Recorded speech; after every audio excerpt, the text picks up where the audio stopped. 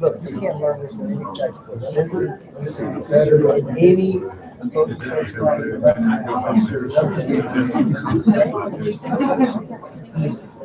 You ought to have more students come and sit through this. Like,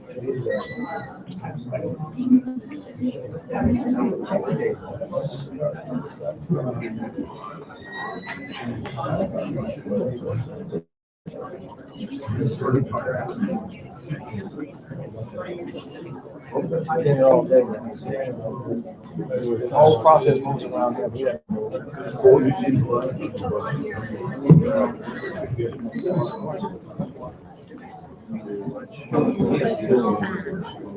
Yeah.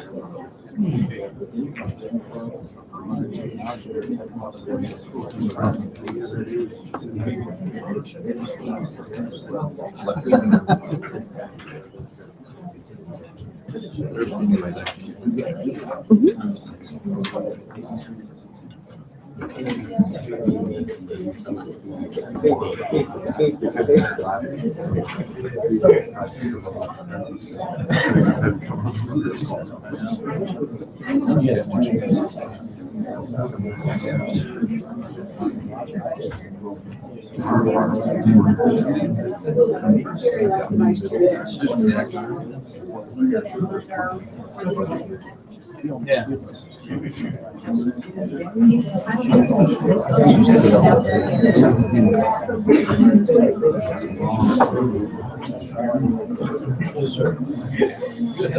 Album, good to see you. I thought you were going to say that.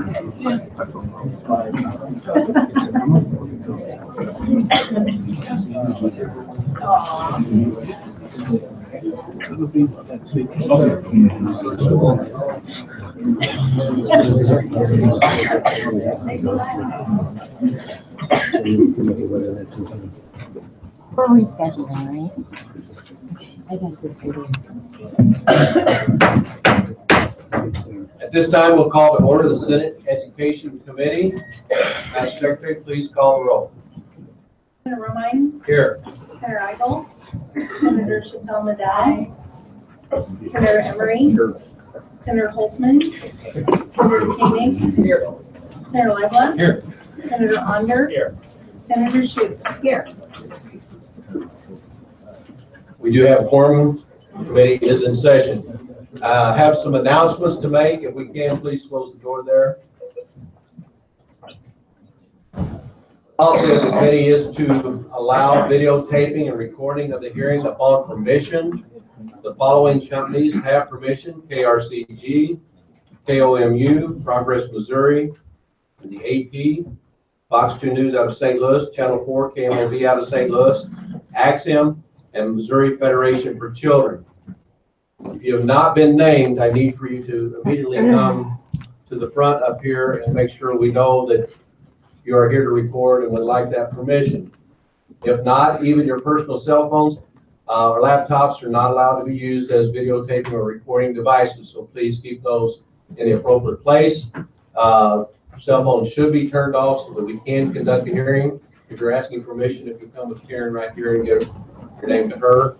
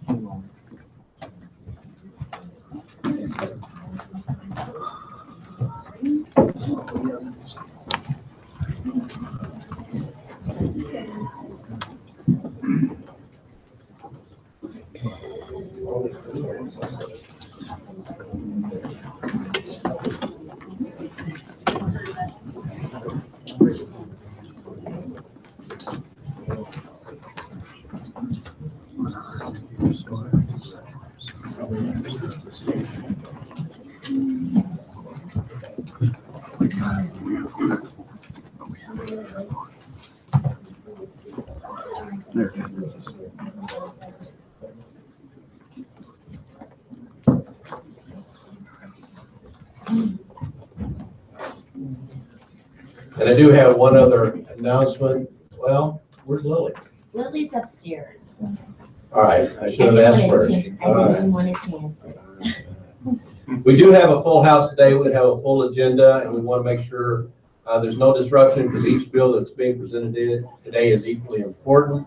And we want to make sure that each senator allows our witnesses to have the time necessary. So we will be limiting, as usual, to a 3-minute time limit on testimony.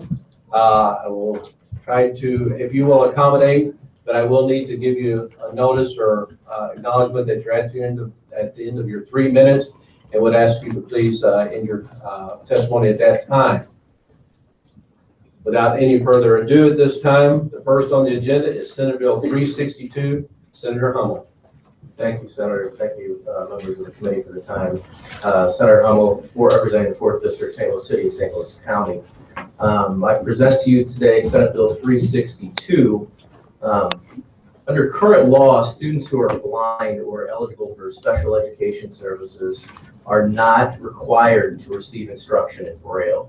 School districts may provide such instruction as part of the student's IEP, but there's no mechanism in state statute by which these students will be assessed to determine their need for instruction in Braille.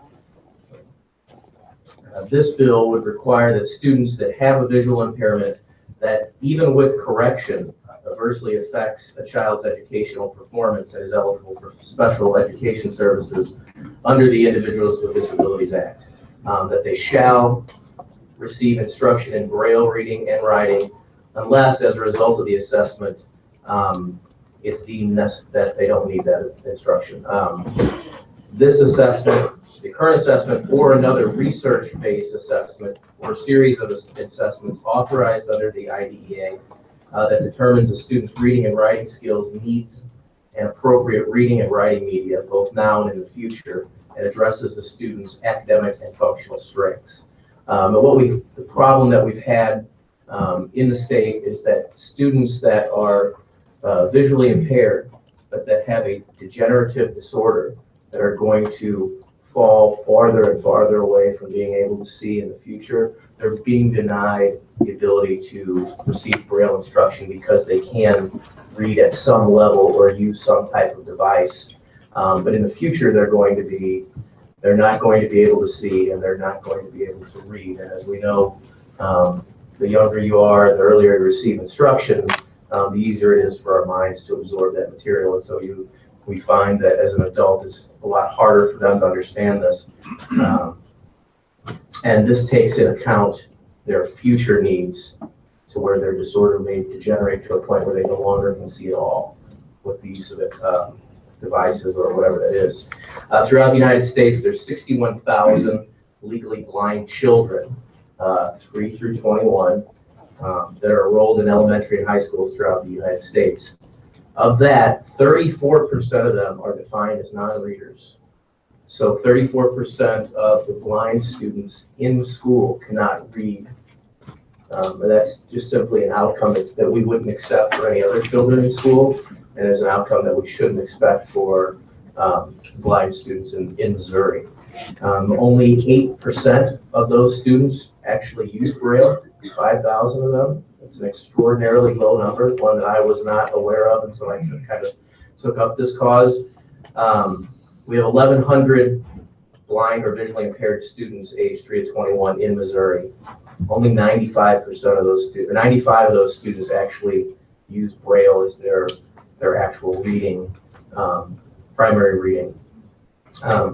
Approximately 34% of those, so the same as the national average, are characterized as non-readers, meaning the student either shows no reading potential or does not fall into any of the specified categories. It is not the purpose of this legislation to restrict or not encourage the use of the new or available technologies that are available to these students. But I feel like we have to give the students and the parents the option of getting Braille instruction if these assessments and the parents determine that that's what they want for their child, because they know what's going to happen in the future. They know that they're going to get to a point where they're no longer able to see, and then it's that much harder to be a functional member of society if you're not literate.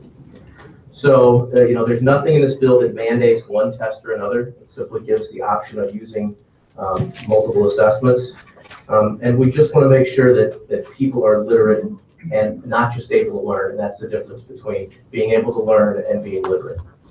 So with that, I open it for any questions. Thank you for your presentation, Senator Hand. Do we have questions for the sponsor? Senator Onder. Thank you, Mr. Chairman. Senator, do you know, did the late Judge Titleman, did he read in Braille? Senator, I don't know the answer to that. Because I do know he was legally blind, and I know I've seen him, hold a document up to his face like this, and presumably he could read that way. Right. Was he able to? Yeah, I don't know that answer. And whether Braille was a primary way that he absorbed information. And I think you're hitting the nail on the head here, and that's this has been a 3-year process, a lot of negotiations between some of the interested parties to get to this language, and we're welcome to continue to work to get this through. And we may have someone that's testifying. I don't know exactly who's going to testify, but a few years ago we had a 13-year-old girl come up, and she used she held up a piece of paper that showed how she read, how she was able to read 3 years before that. And the font was probably this large. Yeah. And then she showed how she read today, or at that time, the letters were this big. And she knows she's getting to that point where she's no longer going to be able to read, and her school district denied her the option of using Braille because she can still read, even though she has to have this extraordinarily large font. And so, that's what we're trying to get. We're trying to get those people that are falling through the cracks to get the instruction they need. And it's clearly maybe not for everyone, because there are devices, there are ways that they can use, and this isn't going to mandate it for everyone, but for those that want the instruction and that's found that would be beneficial, I think we owe it to them. Yeah, and I'm sure there'll be more testimony, but 1,100 legally blind students in the state of Missouri. You said 34% are non-readers. That's right.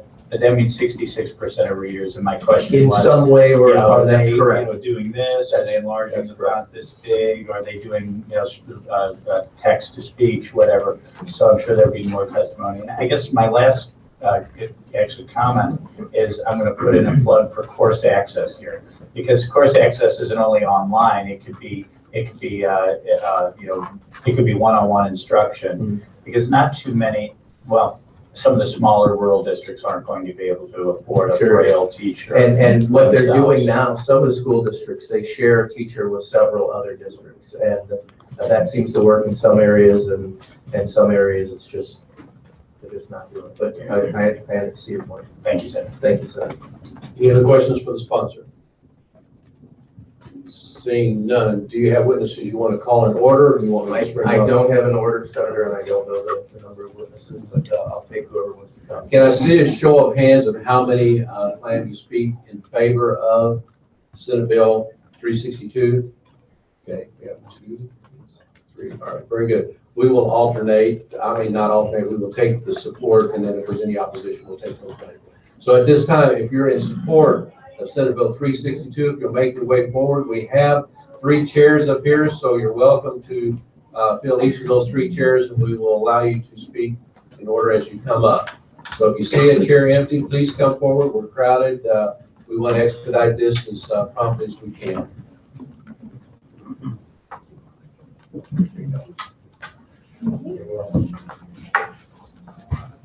And we do have the 3-minute timer up here. If you hear the noise, please do manner of that. And we also want to make sure that you fill out a witness form.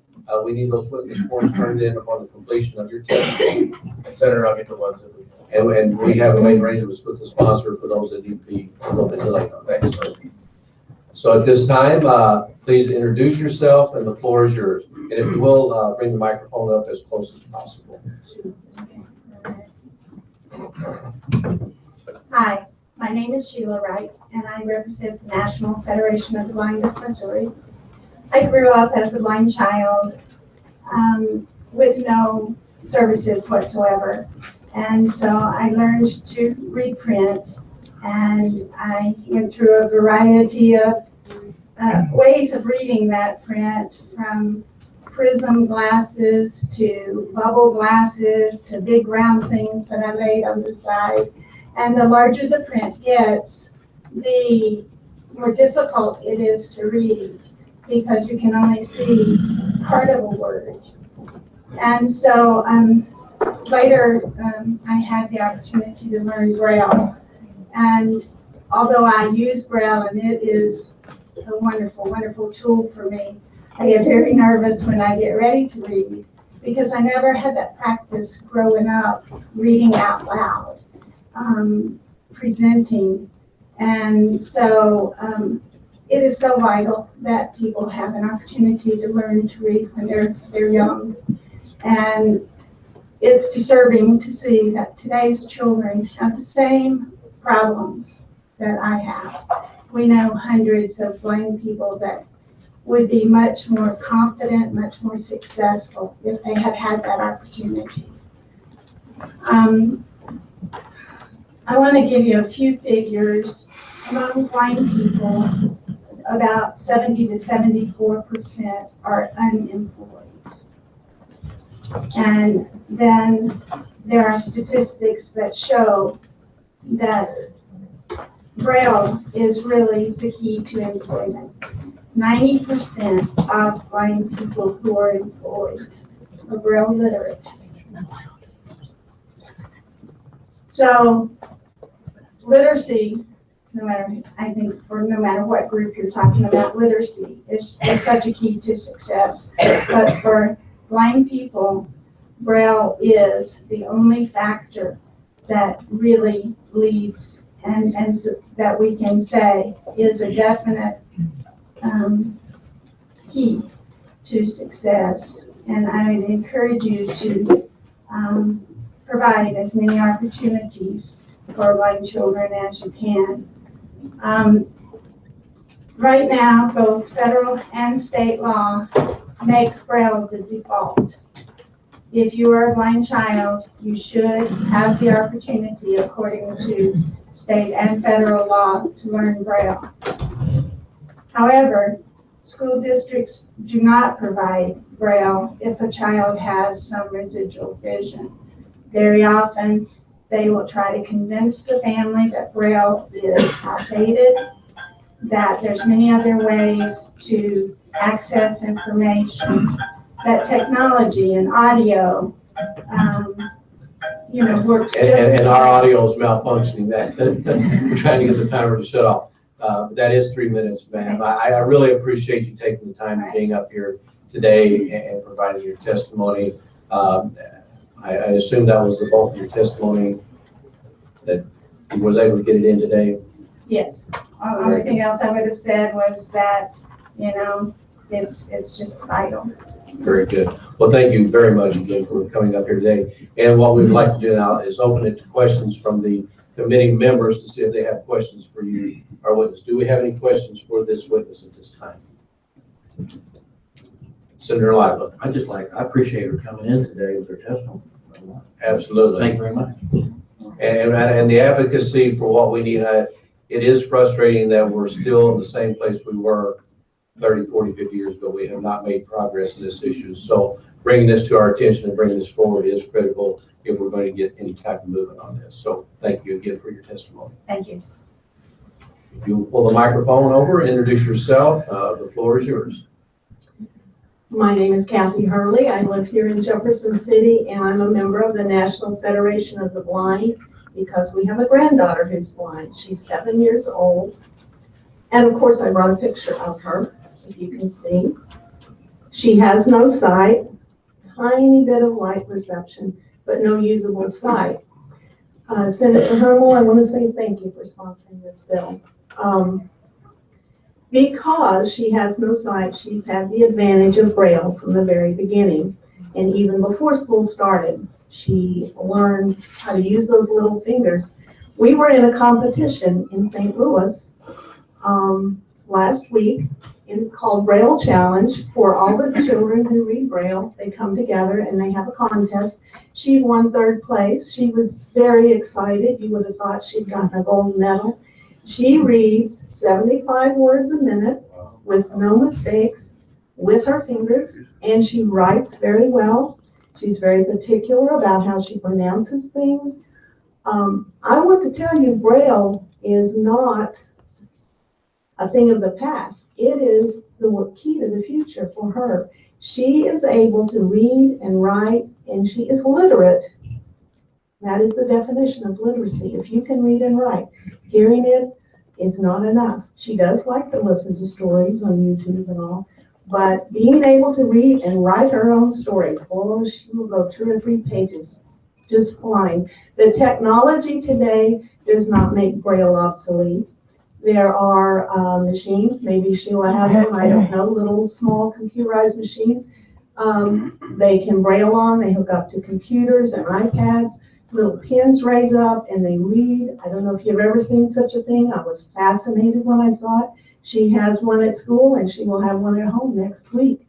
And it makes stories, books, everything can be loaded onto that, and she can read that even if there's no print book available. I probably have 300 Braille books in my house.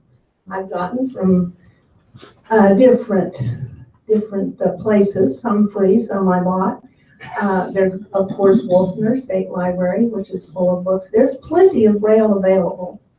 I'm so excited that she's doing so well, and it's because she reads Braille.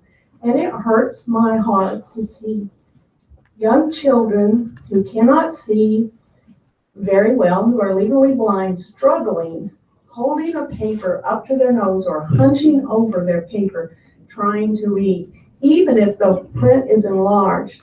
And that doesn't make it something that can be normal. I mean, you can't go out and read in large print. It just isn't practical. Braille is practical. And I don't know what else to say. I brought a whole bag of stuff, but I left it back because I had 3 minutes. But anyway, when you think of children who need Braille, think of Cheyenne. She's a wonderful girl. She's doing great. I talked to some of you last week. I was up here in people's offices, representatives and senators. One of the main questions I got was, how are our little school districts going to afford a Braille teacher for a child? And I said, well, there are traveling teachers. Children don't need a full-time teacher of their own. Cheyenne gets an hour a day of Braille, but Braille is supplied to her in the classroom. Very good. Yes. Is my time up? Oh, wow. Well, when you get to talk about your grandkids, I understand. But the pictures speak 1,000 words. I mean, she's a beautiful young lady, and I'm glad, and I'm very excited for you on her accomplishments and that award. I mean, it is significant. It is. Thank you. Senator Chappelle Nadal. Yes, to inquire, Proceed. and this is for the sponsor of the bill. What does St. Louis County Special School District do today when it comes to Braille? You know, I don't know what each individual school district does. I don't have that. I can certainly get you that information, find out what St. Louis County does. I would assume that maybe some of the larger school districts are the ones that aren't struggling to provide the instruction. Okay. But so I don't want to say that and not know. Perhaps Sheila would know the answer to that. if anyone knows it, the special school district covers every single school district within St. Louis County. And I know at the school district that I served at, or that school board I served on, we had opposite problems where parents who are blind are trying to help their children in the school district did not help that parent who was legally blind to go through the instructions to help their kids through their academics. So our issue is a little bit reversed, but I was wondering what, and I could follow up myself, but what St. Louis County Special School District does in terms of Braille. I'd be interested. I'll certainly get that information to you. Thank you. Yeah, if you can share that with the rest of us. Absolutely. Of course. All right, thank you. Any other questions for the witness? Seeing none. Thank you very much for your testimony. Scott, the floor is yours. Thank you, Mr. Chairman, members of the committee. Scott Kimball on behalf of the Missouri Council of Administrators for Special Education. Mocays. We're here in support of Senate Bill 362. This bill comes to you as a result of compromise and cooperation on the part of Senator Hummel, the American Federation for the Blind, and Mocays. We believe that it's a good bill and will benefit kids. So that's my testimony, short and sweet. It's a good bill. Thanks, Scott. Appreciate that. Any questions for this witness? Seeing none, thank you very much for your testimony. Is there anyone else wishing to testify in favor of Senate Bill 362? Seeing none, is there anyone wishing to testify in opposition to Senate Bill 362?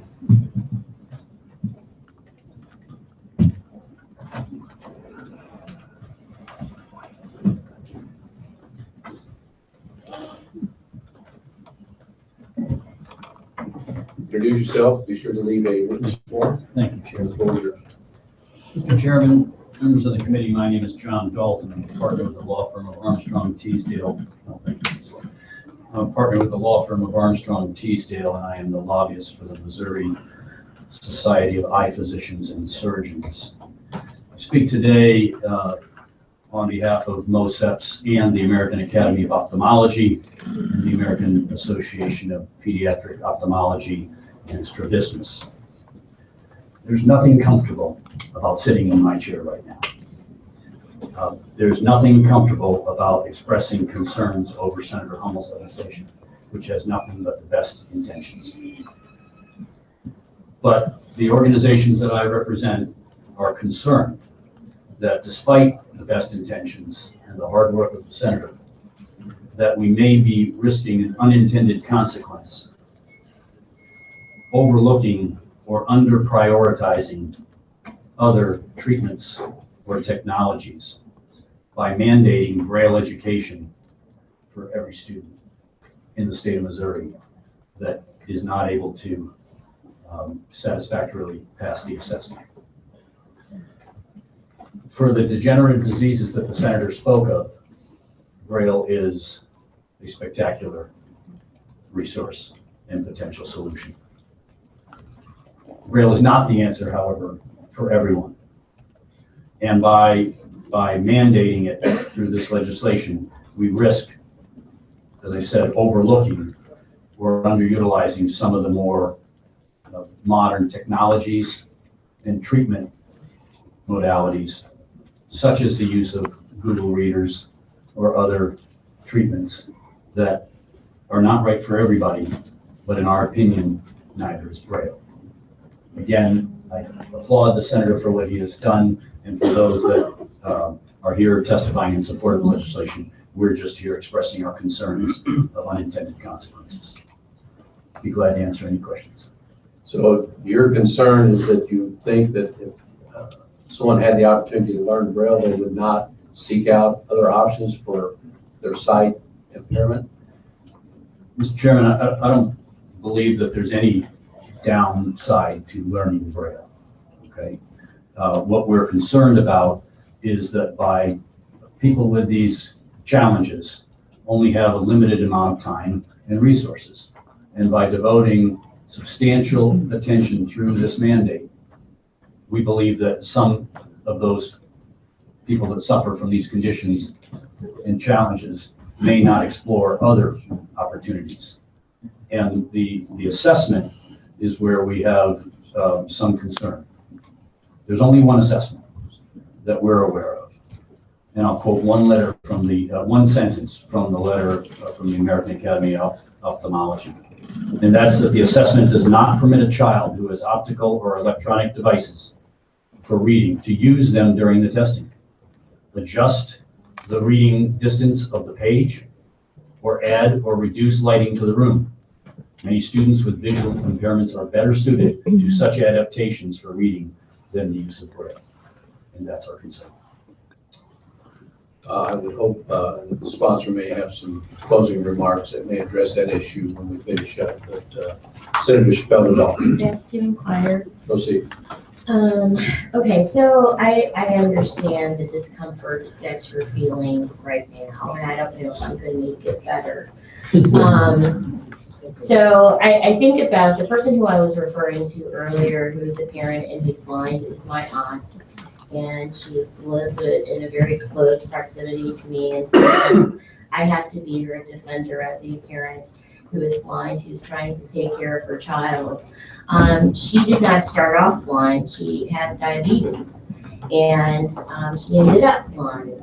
And so she's gotten to a progressive point where, if she had technology, she may actually use it. But I also look at this, I'm not so sure about the mandate aspect of it, but the two things that come up from your testimony are the other ways that children learn, such as phonics and their cards that kids had just to be able to understand. There are some kids who learn one way, who are more visual. There are other children who are more, audio is much better for them. Braille may be another option. And so that gets me to the second point. Whatever resources are out there should be utilized, not just one. And it kind of seems from your testimony, perhaps you or the interest that you have, you want to have a monopoly over the way a child who's blind learns. And that's what concerns me. Senator, thank you. And with respect to your first point about your aunt that had diabetes, suffered from diabetes, and then ultimately lost her sight or substantially lost her sight. That's exactly where we believe this legislation should be focused, because it's those degenerative diseases where Braille is, in all likelihood, the answer. What we're suggesting, and there is nothing, I hope from my... She didn't know, though, at 25 she was going to be blind. She didn't know that. But I hope from the reference to the organizations that I'm speaking on behalf of, that one conclusion can be drawn, and that is that we care about people's eyesight. The American Academy of Ophthalmology is the world's largest association of eye physicians and surgeons, and is not looking for a monopoly on any particular treatment modality or technology. In fact, quite to the contrary. The basis of our remarks, and the only reason we are sitting here, is that we want to keep all options open. And we feel that the fiscal note in this bill says it's $100,000 per school district that doesn't have a Braille educator.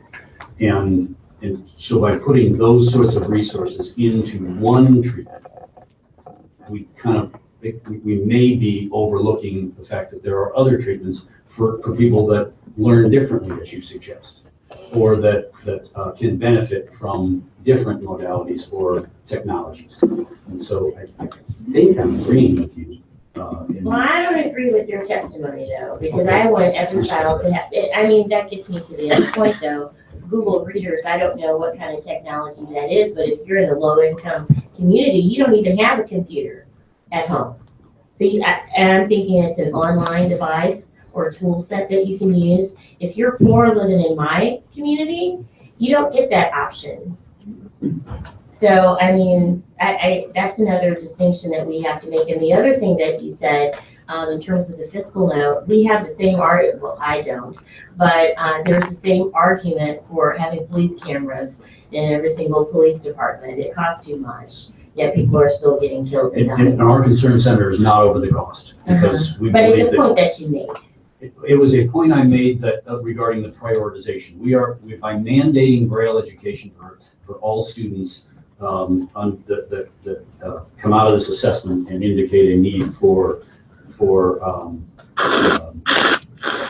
support in their education through their IEP.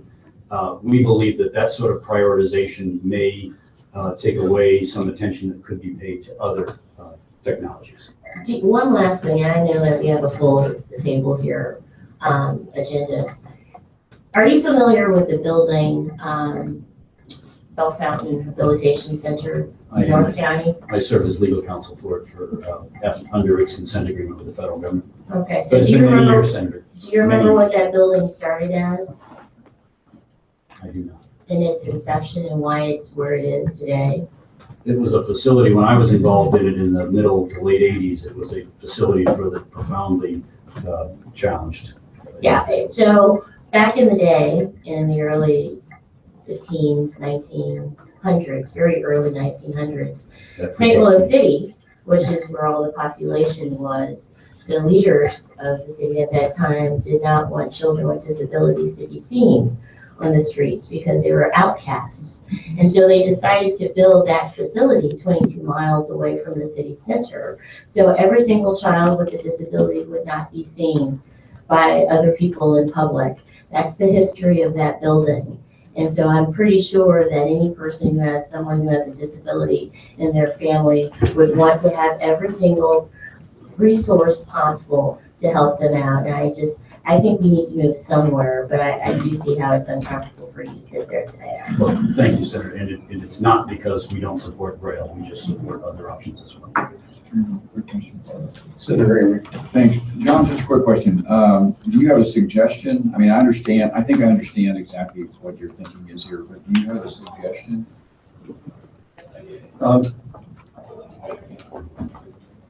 I have a letter from my client that joins with the other organizations that I will distribute for the committee, their consideration. It is, our concern centers over the mandate. Right. And so I think if there was a way to cull out those students that we believe the senator is really trying to identify. Okay, well, and I'm gonna cut you off. I apologize, but I know the chairman's trying to move. But I'm just saying if you've got some language that would do that, I think what you're potentially proposing here is exactly what we're trying to avoid, which is the decision to have the absence of treatment. But I'm sure the senator would be happy to work with you if you've got some language. And we have visited with him and would be glad to serve as some sort of resource to him. Thank you, Mr. Chairman. Any other questions for this witness? Seeing none, thank you for your Thank testimony. Anyone else wishing to testify in opposition to Senate Bill 362? Anyone wishing to testify for informational purposes only? Seeing none, Senator, you have any closing remarks? Thank you, Senator. Just addressing a couple of items. I think I see where he's coming from. The point of the legislation was that these children are being denied. So, from changing a may with shall, perhaps something that they're, as long as they do the assessment and maybe their parents actually request this instruction or something along those lines.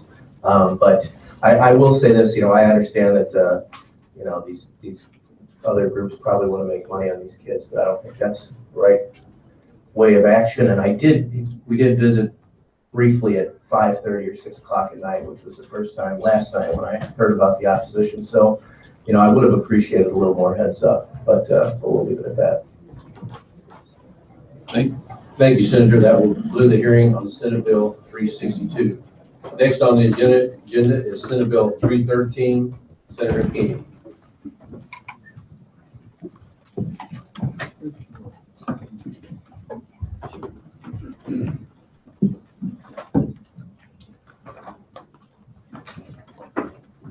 Senator, introduce yourself. The floor is yours. I'm Senator Andrew Koenig out of St. Louis County in the 15th District. Thank you, Chairman, members of the committee, for allowing me to present Senate Bill 313. This is a tax credit scholarship program for educational savings accounts. So there's kind of two parts. There's the funding side, which is the tax credit side. That's how it's funded. And then the scholarship portion is the ESA. And it's different than your traditional school choice program. It really empowers parents to revolutionize their education. It really empowers parents. It's not just for tuition. It can be used for tutoring. It can be used for curriculum, or it can be used for tuition. It is limited for kids with disabilities, the active military families, active duty, and then also kids that are in the custody of the state, or state's custody. The amount of the tax credit is limited to the state adequacy target, which is around $6,200. On the tax credit side, it's 100% of the donations, but it cannot exceed the tax liability of the person that's making the donation. It can be carried forward up to 4 years, and it is non-transferable, so it cannot be sold. I believe this bill is constitutional. There is 16 states, which, and I passed out a handout that has those 16 states that have tax credit scholarship programs. As of 2014, there was roughly around 200,000 students that are participating in these type of programs in other states. If you look at Arizona, Arizona has an ESA bill, and on the sheet that I passed out, what you'll find is that parents are very satisfied with the program.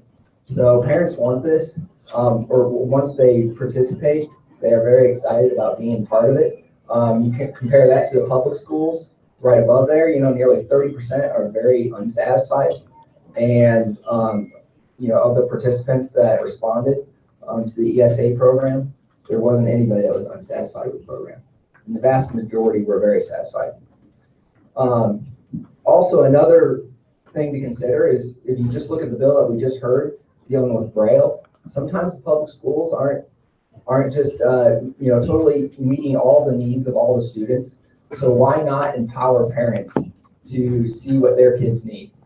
And you may have a kid who may not be legally blind, but maybe have trouble reading, and maybe there's better options out there for them. So why not empower the parents to make that choice?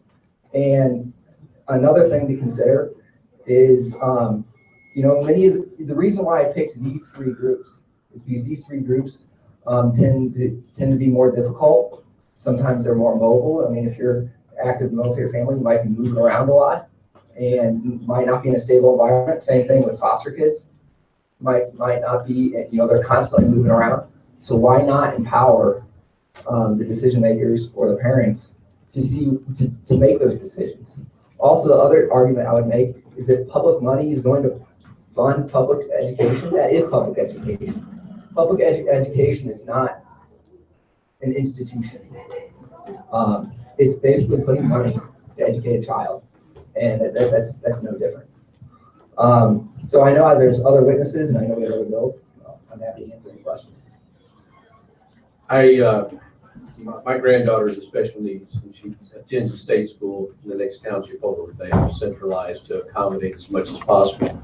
And I understand the special needs portion of it. And I was involved a few years ago in passing the Pregnancy Resource Center tax credit, the benevolence tax credit programs. There were several of them. And I'm wondering how the foster child fits in. So as a business owner like myself, if I wanted to pay into a tax credit program similar to the Pregnancy Resource Center, then those funds can be used for those foster kids. How is that? They let me that. How's that delivered to the students that are used by? Yeah, there's going to be a non-for-profit that receives these money, and then they would be in charge of handing out the scholarships. Another thing related to foster care, and we might have to change one of our definitions on page 7 of the bill.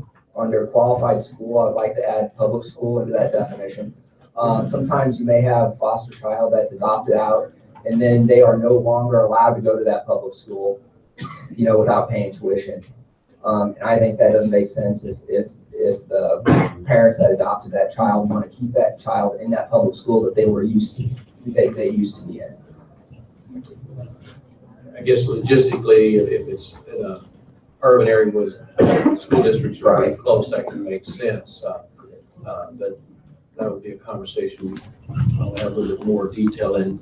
But that'll answer my question for the time being. Senator Chappelle about student fire. Proceed. So I guess the first line of questioning, if you're a parent sending your kid to Sylvan Learning Center, will this tax credit benefit? First of all, in order to qualify, you have to be going to a public school to begin with. Okay. So you have to be in the bill. It's 100 days. I think it might make more sense to maybe do one semester. So if the committee deems that a good change, I think that might make more sense. Okay. But then they remove their child, from public school because they seen that there might be a better way to meet their kids' education. And then if they're under the definition that we have here, then they could. Okay. So they would have to go to public school first, and then they could utilize the credit. Yeah. Okay, that part I understand. Which, if we want to change that. So, some years ago, in the House, I guess it's the legislation I cut my teeth on in 2005. for the Betty L. Thompson Charity Scholarship Bill. And one of the reference points was the Arizona law that allowed for this type of spending or policy to occur. But one of the things that came up is that this public money scholarship money was used for sporting equipment. Yeah, I mean, we have a list, we have a definition on what it can be used for. I believe it's on page 8 of the bill. I just wanted to make sure. So it can be used for tuition fees, and we need to tweak the definition. I'm open to tweaking it. But you have A, B, and C there, tuition and fees at a qualified school, textbooks required by the qualified school, educational therapies or services for the qualified student. I personally just don't want to see that happen because that's what I agree. out in the original Arizona law. And I think so the other part of tutoring, you have, is it Title I, that it should, I believe, go to tutoring students who are in public schools. Is there any kind of offset? Is there a possible offset if a school district does utilize some of their Title I funds and then in coordination with the parent who wants to get more tutor help? Can that work simultaneously with one student or not? What we're talking about is they wouldn't get the scholarship unless they actually were removed from the public school. Mm-hmm. So they're basically saying, I see a better way of doing this. There's better options out there, and I want that for my child. Okay, so the one last thing is that in St. Louis, we have a huge problem. Many of our refugee kids don't do well in the public schools, and they're ostracized and they're teased, and it's just absolutely terrible. Would their parent, in your definition, would some of the immigrant and refugee children be able to utilize this? I would believe so, yes. Okay, thank you. Any other questions for the sponsor? Seeing none, how many wish to testify in favor of Senate Bill 313? Raise your hand. 3, 4, 5. One. How many do we have to testify in opposition?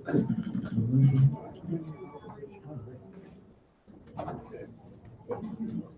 All right, we will accommodate the in favor, and then we will go to the opposition on that completion. Do you have witnesses that you want to call in order, or just let them come forward? I guess go ahead and come forward. All right, if you wish to speak in favor of Senate Bill 313, please come forward. Fill a chair if there's one vacant here at the front table so that we can move along as quickly as possible. Be sure to have a witness form and leave it with us. And we'll start with this young lady here. Thank you for letting me participate. Thank you, Senator, for preparing this legislation for your discussion and hopefully moving forward with it. As background, I'm your former state of Missouri Veterans Ombudsman, Director of Operation Outreach. I have an MBA in Healthcare Admin and HR, and prior to being here at the state for over 20 years, I was a court reporter. My daughter, Lieutenant. Oh, I'm sorry, I forgot. My name is Pat Rowe Kerner. Sorry. My daughter is Lieutenant. My daughter is Lieutenant Colonel Kate Numrick. She has 3 undergraduates from Vanderbilt, 1 master's from Vanderbilt, a master's from MU, and she's finishing her PhD from MU while in Germany.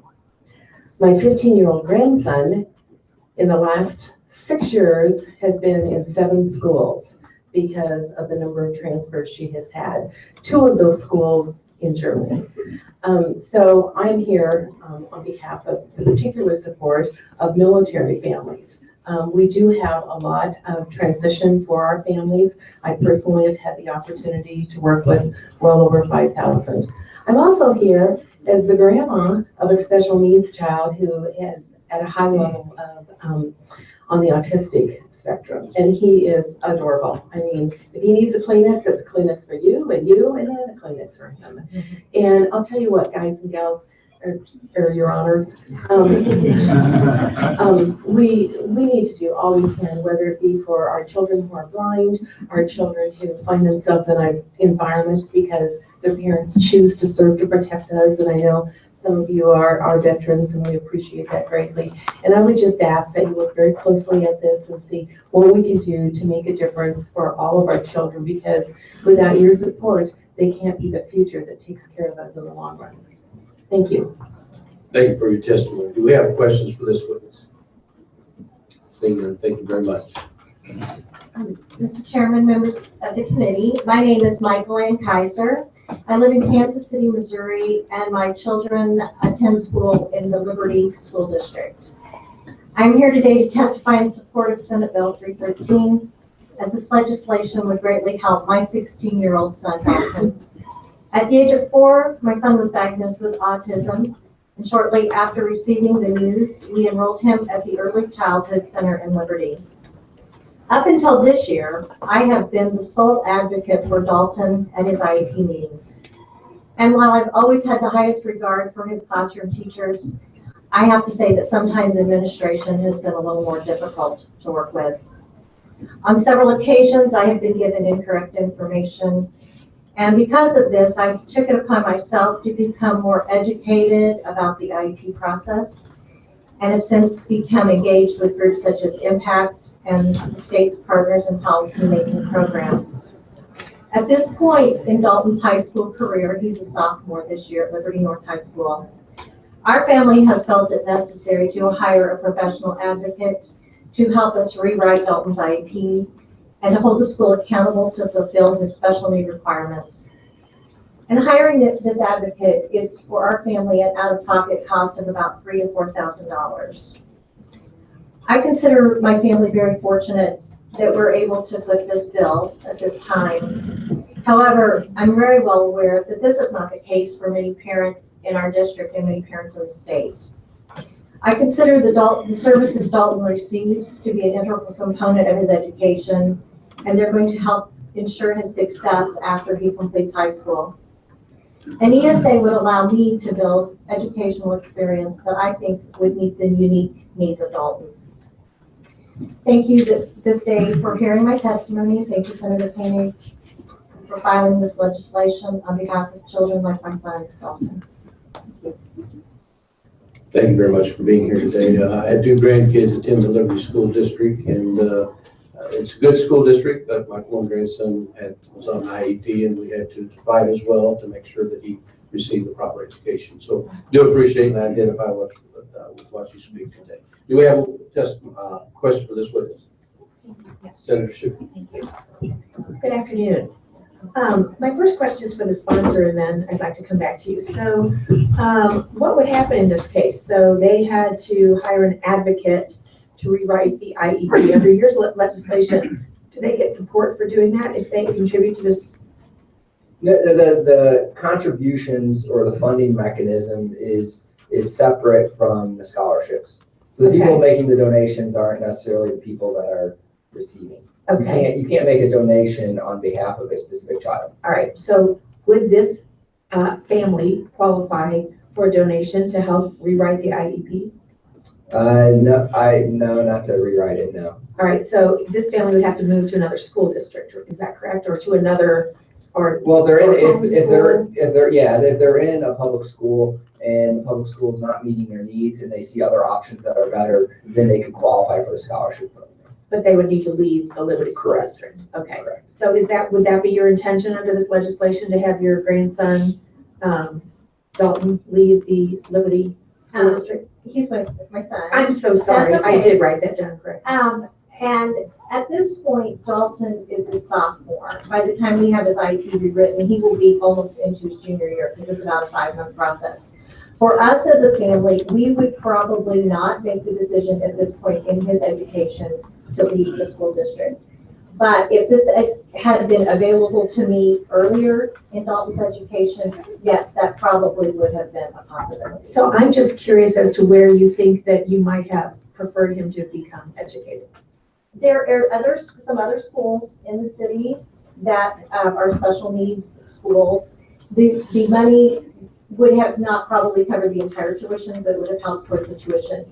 We may have done some homeschooling, but one of Dalton's struggles is reading comprehension, which is a lot of kids with autism. He could read every word on this page, blah, blah, blah, blah, blah, but then he probably could not tell you what he read.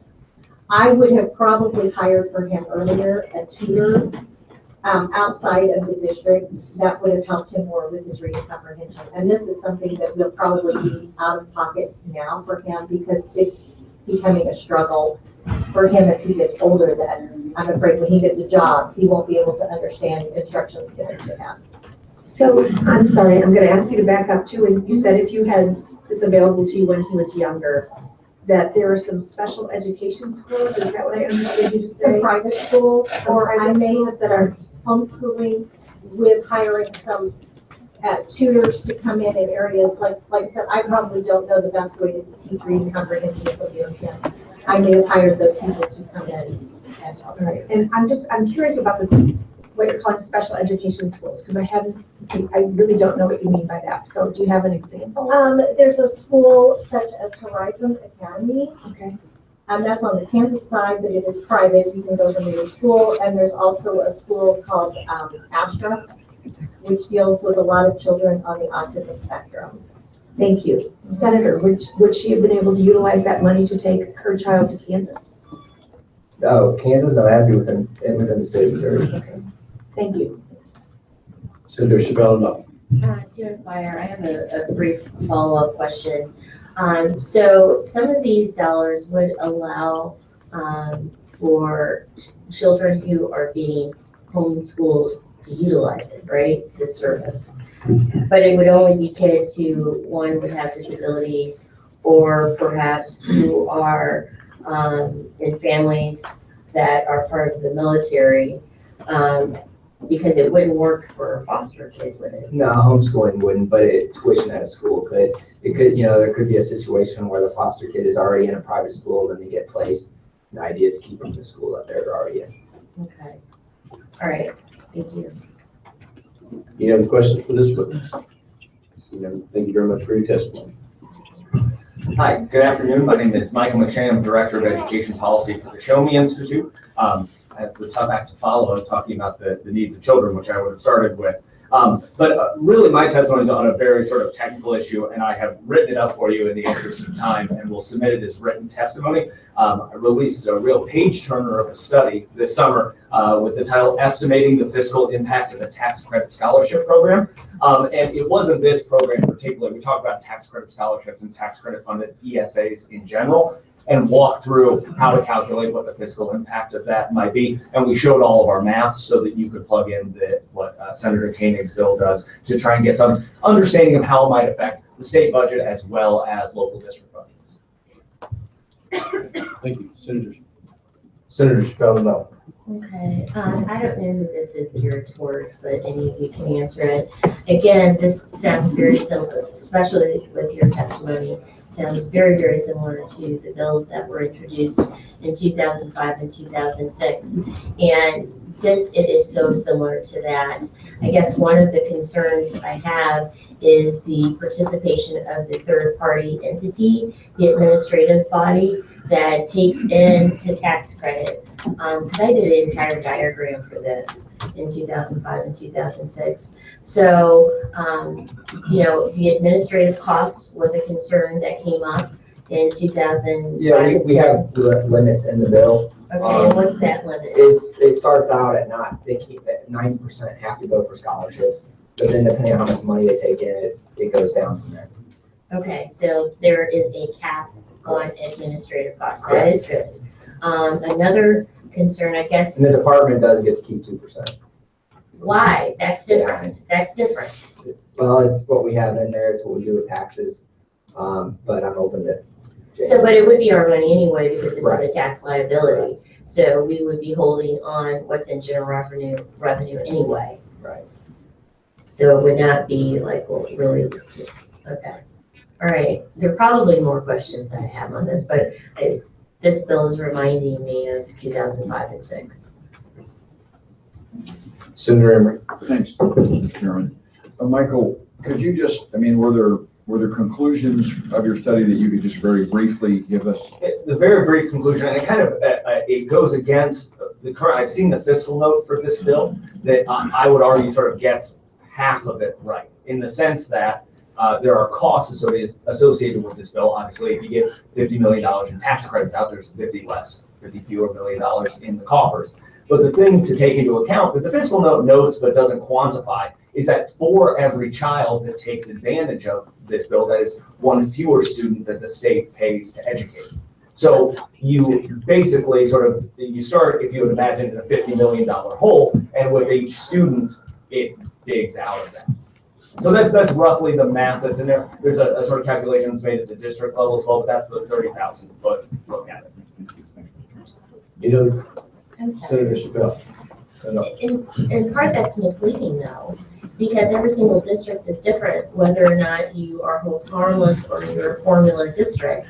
If you, in some districts, it is as much as 57% that comes from the state. So the state is still spending that money. And for the school district, if you are paying 75%, then that would be a difference. I mean, that would be a difference for that school district, but you still, if you're a advocate for the school district, you still have the same overhead costs.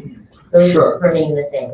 Yeah, so that's correct. What we try to do in the second half of the paper is use, I teamed up with an economist on this to look at some of the fixed versus variable costs. So costs that can shift as enrollment shrinks and grows, and those that are fixed, so things like capital expenses and others. So we try to take all of that into account. We also try to adjust as much as possible for the funding formula, the weighted average daily attendance, the dollar cost multiplier, and all those pieces that are in there. Okay, so Senator, you may want to have a triggering effect in here, where if this scholarship ends up to the point so many students are leaving that school district, or that school district has to shut a building down, that district is protected and doesn't have all that extra overhead cost that they would normally have.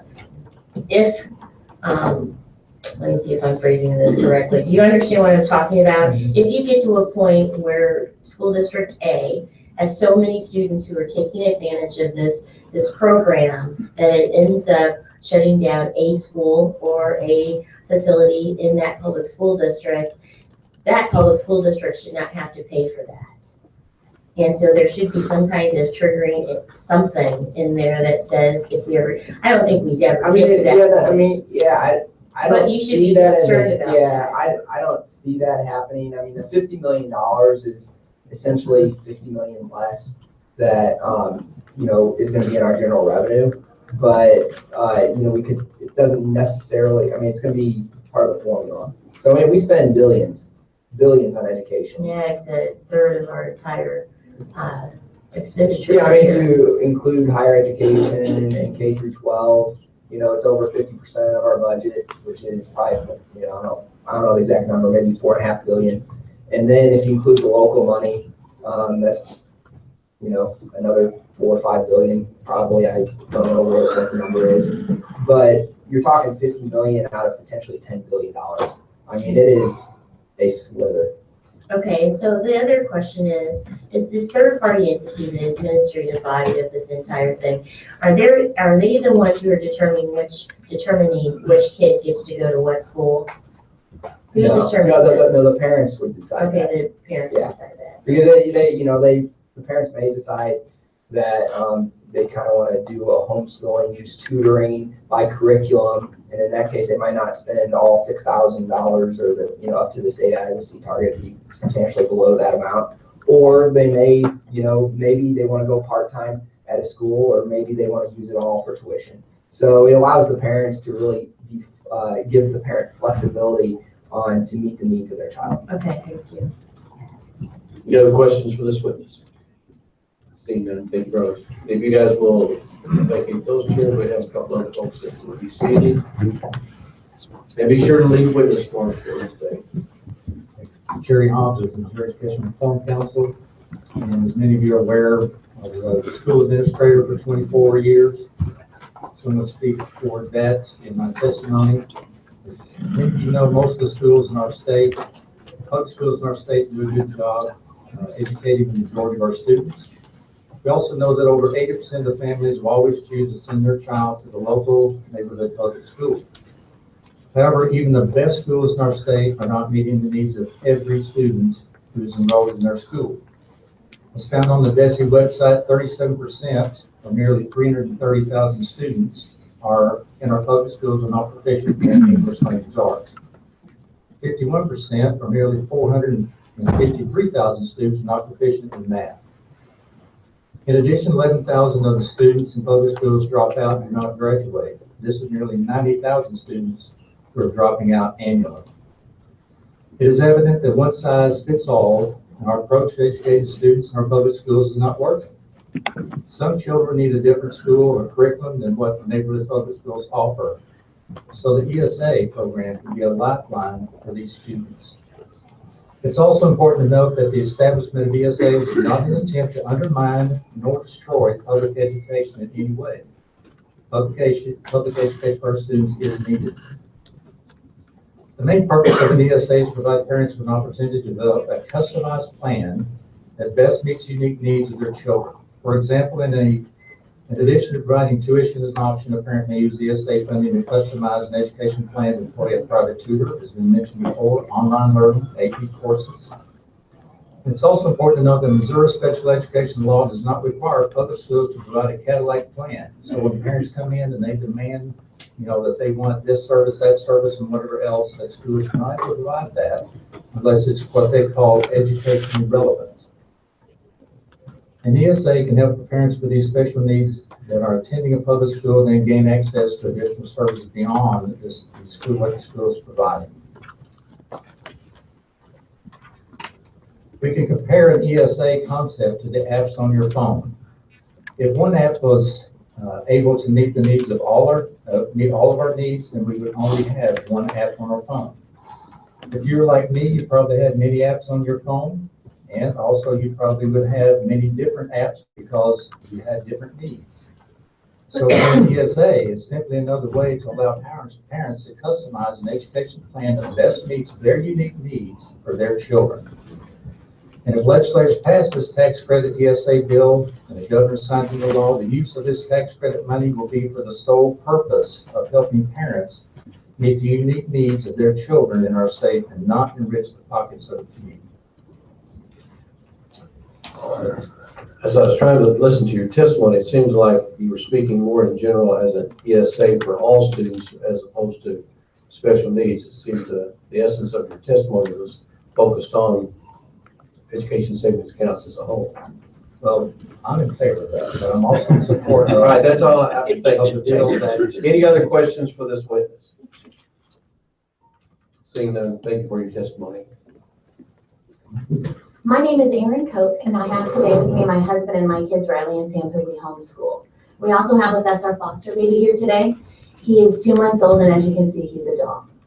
He is our 21st foster child to come stay with us. Some kids stayed for just a few days, others for several months. Some have come to our home with a neatly packed suitcase, others with a lice-infested trash bag full of damp clothing, or a single outfit paid for from their social worker. I want to talk to you today about what it would mean to these kids to have the opportunity to stay in their own school. As you know, when a foster child is placed with a foster family, that child moves to their school district. So not only do they no longer see their family, their home, their stuff, they also don't see their classroom, their friends, their playground, or their teachers. We know that children from happy homes go to school to learn, that children from unhealthy homes go to school to be loved, and they are loved well at school. Missouri public schools are filled with amazing teachers who somehow manage to not only teach our children, but also to love them. I'm sure you could ask any teacher in the room and they could easily name off for you the kids in their classrooms who need new shoes, who come to school hungry most days, and who they pray for the most. For many kids who enter the system, they miss their teachers as much as they miss their parents, because for many of them, their teachers have been their very best advocates and their sole source of stability. I am blessed to live in Atlanta School District. The principals and teachers have been amazing to try to fold in our foster kids into their classrooms. They have diligently worked with their special needs, transferred IEPs, learned their triggers, and also what was best to settle them. Honestly, it's a lengthy process that adds tremendously to the teacher's workload. And in the same way that no matter how great of a foster mom I am, they still want their real mom, no matter how good the teacher is, they still want their real teacher. With the passing of this legislation, we could make that happen. When a child is placed with a new foster family, they could go to their school and that part of their life could remain blissfully unchanged. For that 7 hours, They wouldn't have to worry about when they see their parents again, or try to learn the rules of the new school, or try to come up with a story to tell their new classmates that makes moving in with strangers sound normal. They can simply be themselves. And they can connect with the teacher who has already spent the school year loving them. They can feel safe knowing that at a time in their life when nothing seems stable, school still is. Our farm sits on the junction of 3 school districts. Our neighbors go to Macon, our other neighbors go to South Shelby. If my neighbor's son happened to be placed in my home as a foster child, he would have to move school districts. This to me seems like an undue hardship for a child who would already be going through so much, when this legislation could change how things are done and help to improve the continuity of care for these kids. In Missouri, we have over 13,000 children in the foster care system. They will average 24 months in care, and the average age is 10, just 1 year younger than my boy. That means that we literally have thousands of school-age children who will necessarily be removed from their homes to ensure their safety. I would ask that you would prayerfully consider the impact of this legislation and what a difference it can make to these children to not also be removed from their schools. Thank you. Thank you very much for you and your family being here today. Do we have any questions for this witness? Senator Emery. Thanks, Mr. Chairman. I'm sorry, I missed your name. Aaron Coker. Aaron. So we just in a guesstimate of the how many foster children have you had? We've had 21. Of that 21, how many of those do you think would have benefited from Senator Koenig's scholarship? We've just had 4 who've been school age. And all of them would have benefited. They were all in situations where they had special needs. They had structure in the school that they were in. The new school had to learn everything all over again. And it would have benefited all of them. And they loved where they were. It's hard to be removed from your home and to be removed from everything you know on top of that. It's just an extreme difficulty for these guys. Thank you very much. Thank you, sir. Any other questions for this witness? Thank you very much. Hey. Well, I can't really follow that. So, Kate Constance, excellence in education in action, and just want to go on record in support of the bill. I would be happy to answer any questions now, or you guys see me all the time. So, any time is to not take up time. All right. Well, thank you very much for that testimony. Do we have any questions for this witness? Seeing none, thank you very much. Mr. Chairman, my name is Frank Fortron. I represent K-12 Incorporated. You had an opportunity last week to learn an awful lot about virtual education. They provide virtual education in almost 35 states, and there's one group of folks that really greatly benefit from them, and those are the children of folks in the military that get transferred all over the country and all over the world. And virtual education is an opportunity for those kids to have continuity with teachers and a regular program. That's all I have to say, unless you have any questions. Thank you very much. Any questions for this witness?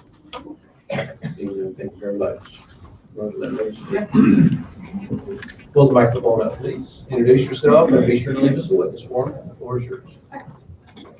Mr. Chairman, members of the committee. If you can, pull the mic close. All right, thank you. My name is Sharon Ferris, and this is my daughter, Lily. Lily is in the kindergarten at Eunice Thomas Elementary in Fiscal, Missouri, about a 4.5-hour drive from here. Previously, we had moved from Castle to Kansas City so she could attend Kansas School for the Blind. We are here today to encourage you to pass this legislation in Missouri so families like ours have options. Currently, our local public school has the staff and facilities that meet Lily's needs. She is blind and suffers from seizures, and she is currently trading with an aid dog to help her with both.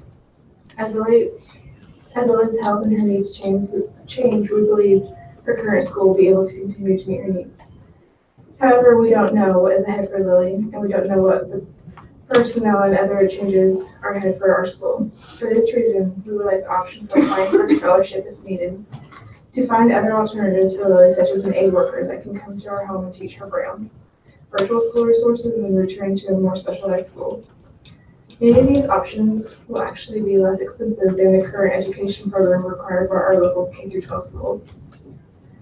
The Missouri Board Association has done good work, and I'm here to tell you that currently our school is meeting Lily's needs, but with budget constraints and personnel changes ahead, if we are all really concerned with Lily's education, we should allow the scholarship program to be established so families like ours have options. Thank you. Thank you, Lily, for being here today. Do Do we have any questions for this witness? Seeing none, thank you very much. Appreciate you being here. Thank you, Mr. Chairman, members of the committee, Ryan Stock from the Missouri Chamber of Commerce. We also want to go on record in support of the bill as well. Obviously, each individual child has their own unique skills and talents, especially the ones that qualify under this bill. Anything we can do to empower parents to choose the education that best allows them to foster those skills and talents going into the workforce, we're in support of. Be happy to take any questions. Any questions for this witness? Seeing none, thank you very much. Mr. Chairman, members of the committee, Alex Eaton representing Missouri Century Foundation, and want to go on record in support of Senate Bill 313 bill. This provides great flexibility for parents and students. Any questions for this witness? Seeing none, thank you very much. Anyone else wishing to testify in favor of Senate Bill 313? Seeing none. Anyone wishing to speak in opposition to Senate Bill 313, please come forward. We have 3 seats available. If there's more than one, please make your way up.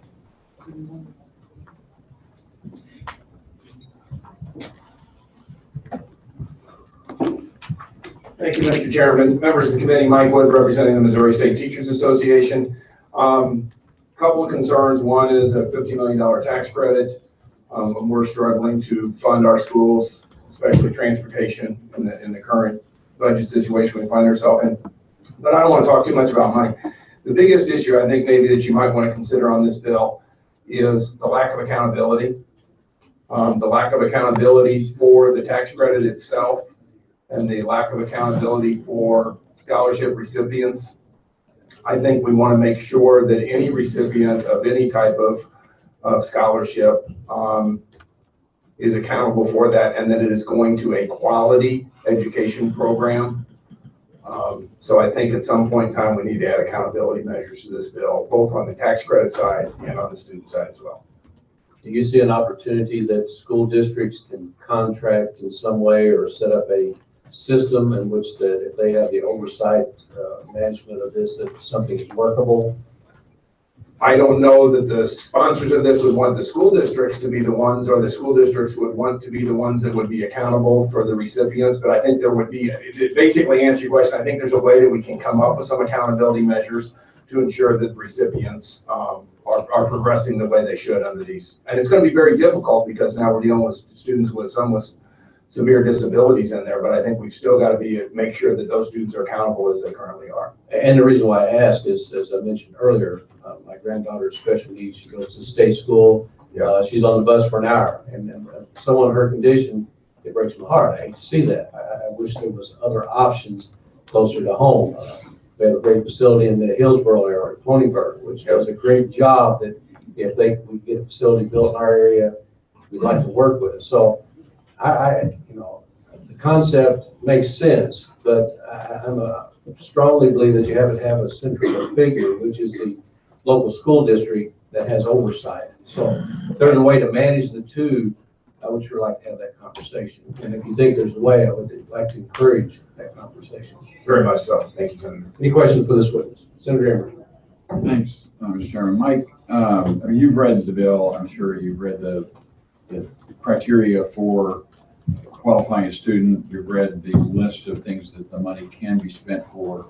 And of course, we're trusting the parent. I mean, we're saying the parents are the ones accountable for their children's education. So can you point specifically to the things where you think the abuse will happen in that list of allowable expenses? Oh, I don't, my testimony was not on abuse of allowable expenses. My testimony was, I think that if a student is receiving a scholarship, that there should be some accountability that they're receiving a quality education under that scholarship. Do you think the parents would not pay attention to that? Well, I think the parents have their best, the best will of their children at heart, but you could go to a program, you could be enrolled in a program that's not in the best interest of your child, or that's not meeting the needs of your child. Right now, the parents think they're in a program that's not meeting the Correct. needs of the child, right? So we're trying to allow them to have an option. So you're saying, so what should they do about where they are now if under your accountability? I think that school needs to be accountable for those students that are in there to show that they're making the progress. So what do you think we should do there? How do we do that? Boy, with students with disabilities, I'm gonna have to turn to the experts on that one to see, but obviously we have IEPs now and we try to meet the goals of the IEPs, and I think that's something that could be lost here.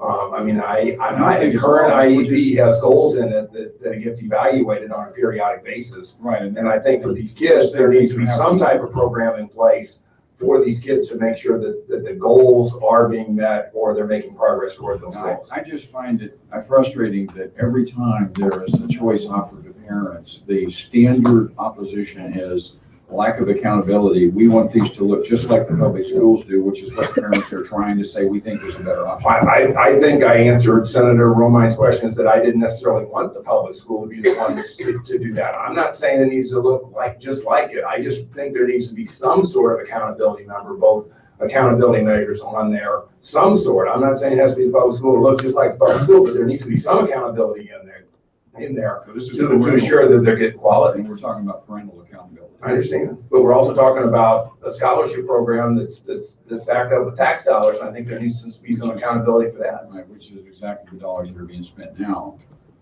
Right. But do we want accountability for tax dollars, or do we not want accountability for tax dollars? Tax dollars, just that distinction, but I understand. Well, I understand exactly what you're saying. Okay, right. Thank you, Mr. Chairman. Senator Spellendal. To inquire. I should have brought my dog at this point, because this is when I'm blowing my top.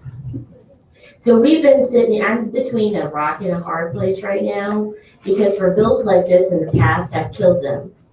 And when you say things such as, we need to look out for money, accountability, quality, and I'm thinking about all of those children who are still in unaccredited school buildings, and you were up here talking about we're going to do fine enough in our public schools, we have the answer. I'm talking about the transfer bill. Oh, okay. I'm talking about the transfer bill. We've been trying to save children, not for a decade, but for 2 decades in some circumstances. And that's accountability, that's public school accountability, which has failed. It's failed. And so that's why at this moment, I'm in a quandary, because I'm trying to figure out, okay, how can we clean up 313? But I sure as heck don't want to go back to what you call accountability in public school districts that look like mine, unaccredited, because that's not accountability at all, where generations of children are being failed, and you come in this room, or other organizations come in this room and say, oh, the public school districts are just doing fine. And we have kids who are graduating, if they graduate, with a 3rd grade reading level. So I'm trying to understand where I'm going to be in this bill, because on one hand, I get what you're saying, because I've been there, done that over a decade ago. On the other hand, we still have no resolution for children who are terribly, they're in a situation where they are not going to be able to have the same resources as other students throughout this state. And I don't. Do you understand? No, I understand exactly where you're at, because we find ourselves in the same how boat. long is it going to happen? But I don't know that, and I don't want to rehash the whole transfer situation, is our opposition to those bills was not to allow transfer and not allow those accountabilities. There was other things that were added to the bill. I think they eventually got us to impose those bills, but when they first started, we weren't necessarily in opposition to them, because we agree with you. Students should not be in any failing school district, whether it be a charter school, whether it should be a public school, whether it should be a private school. We want what's best for kids that are out there. So without rehashing the whole charter thing, Senator, I think I agree with you. And I see the quandary you're in. My testimony on this particular bill is that it doesn't have to look like a public school accountability, but I think there needs to be some measure of accountability to ensure that the scholarship is going to a quality program. And I understand students who have a really hard time, and parents who are looking after their children and just hoping and praying that they get the best resources possible. But I think when you get to a point like this, and I can only use my own experience, when you get to a point where your own public school district has failed your child, your parents, if it's a parent who is just on it, like many parents are just on it, they find whatever possible that's available to help their child succeed. And if kids only have a certain amount of time, 12 years is a really short amount of time to learn all the key things that you need to learn. And as we've just been debating year after year, just in this, I mean, my goodness, 5th grade, middle school, high school, for a lot of our kids, we lose our kids in middle school. Well, I taught elementary school for 10 years. It was the same thing. there was probably in my short 10-year career, there was kids I'd rather take, I mean, that I just loved and wanted to take home because I wanted to give them an opportunity. I mean, I'm not a parent. I'm gonna remember what you said just right now. Senator, I think we agree more than we disagree on For something. the rest of this session, I'm gonna remember that. Okay. I'm just letting you know. You betcha. Any other questions for this witness? Seeing none, thank you very much. Who's next? Scott? Sorry. Please, on behalf of Missouri NEA, we're also mindful that there's another bill to be heard, but this bill, Senate Bill 313, presents things that are of concern to us. There's almost like there's the concerns that are legion that pertain to the tax credit method of doing this that are in the way of the discussion that probably needs to be had about some solutions to these issues, along with a broader challenge. I'm not here to say that everything that is going on in the way that the state is implementing public education is the way we wish it to be. We are pretty outspoken in our desire to see some significant changes to allow schools, districts, and staff to innovate. And so that's where we hear frustrations about where the public school isn't meeting a parent's needs. Our concern often is this is the effect of things that come from above that make it harder for us to deal directly with each kid and what they need that particular day, whether it's federal law that just got changed a year ago that really pushed states in a particular direction, whether it is state board accreditation and policies that continue in that mindset and make it hard. If we want to think about things like really focusing on proficiency, where we make sure that educational success is something that becomes the norm for every kid, and we take them exactly and move them forward exactly as we see fit each day so that they're always making success, so we don't have these arbitrary questions about retention and grade level versus success day after day after day. It's hard for our schools to think about that when they are constrained as they are.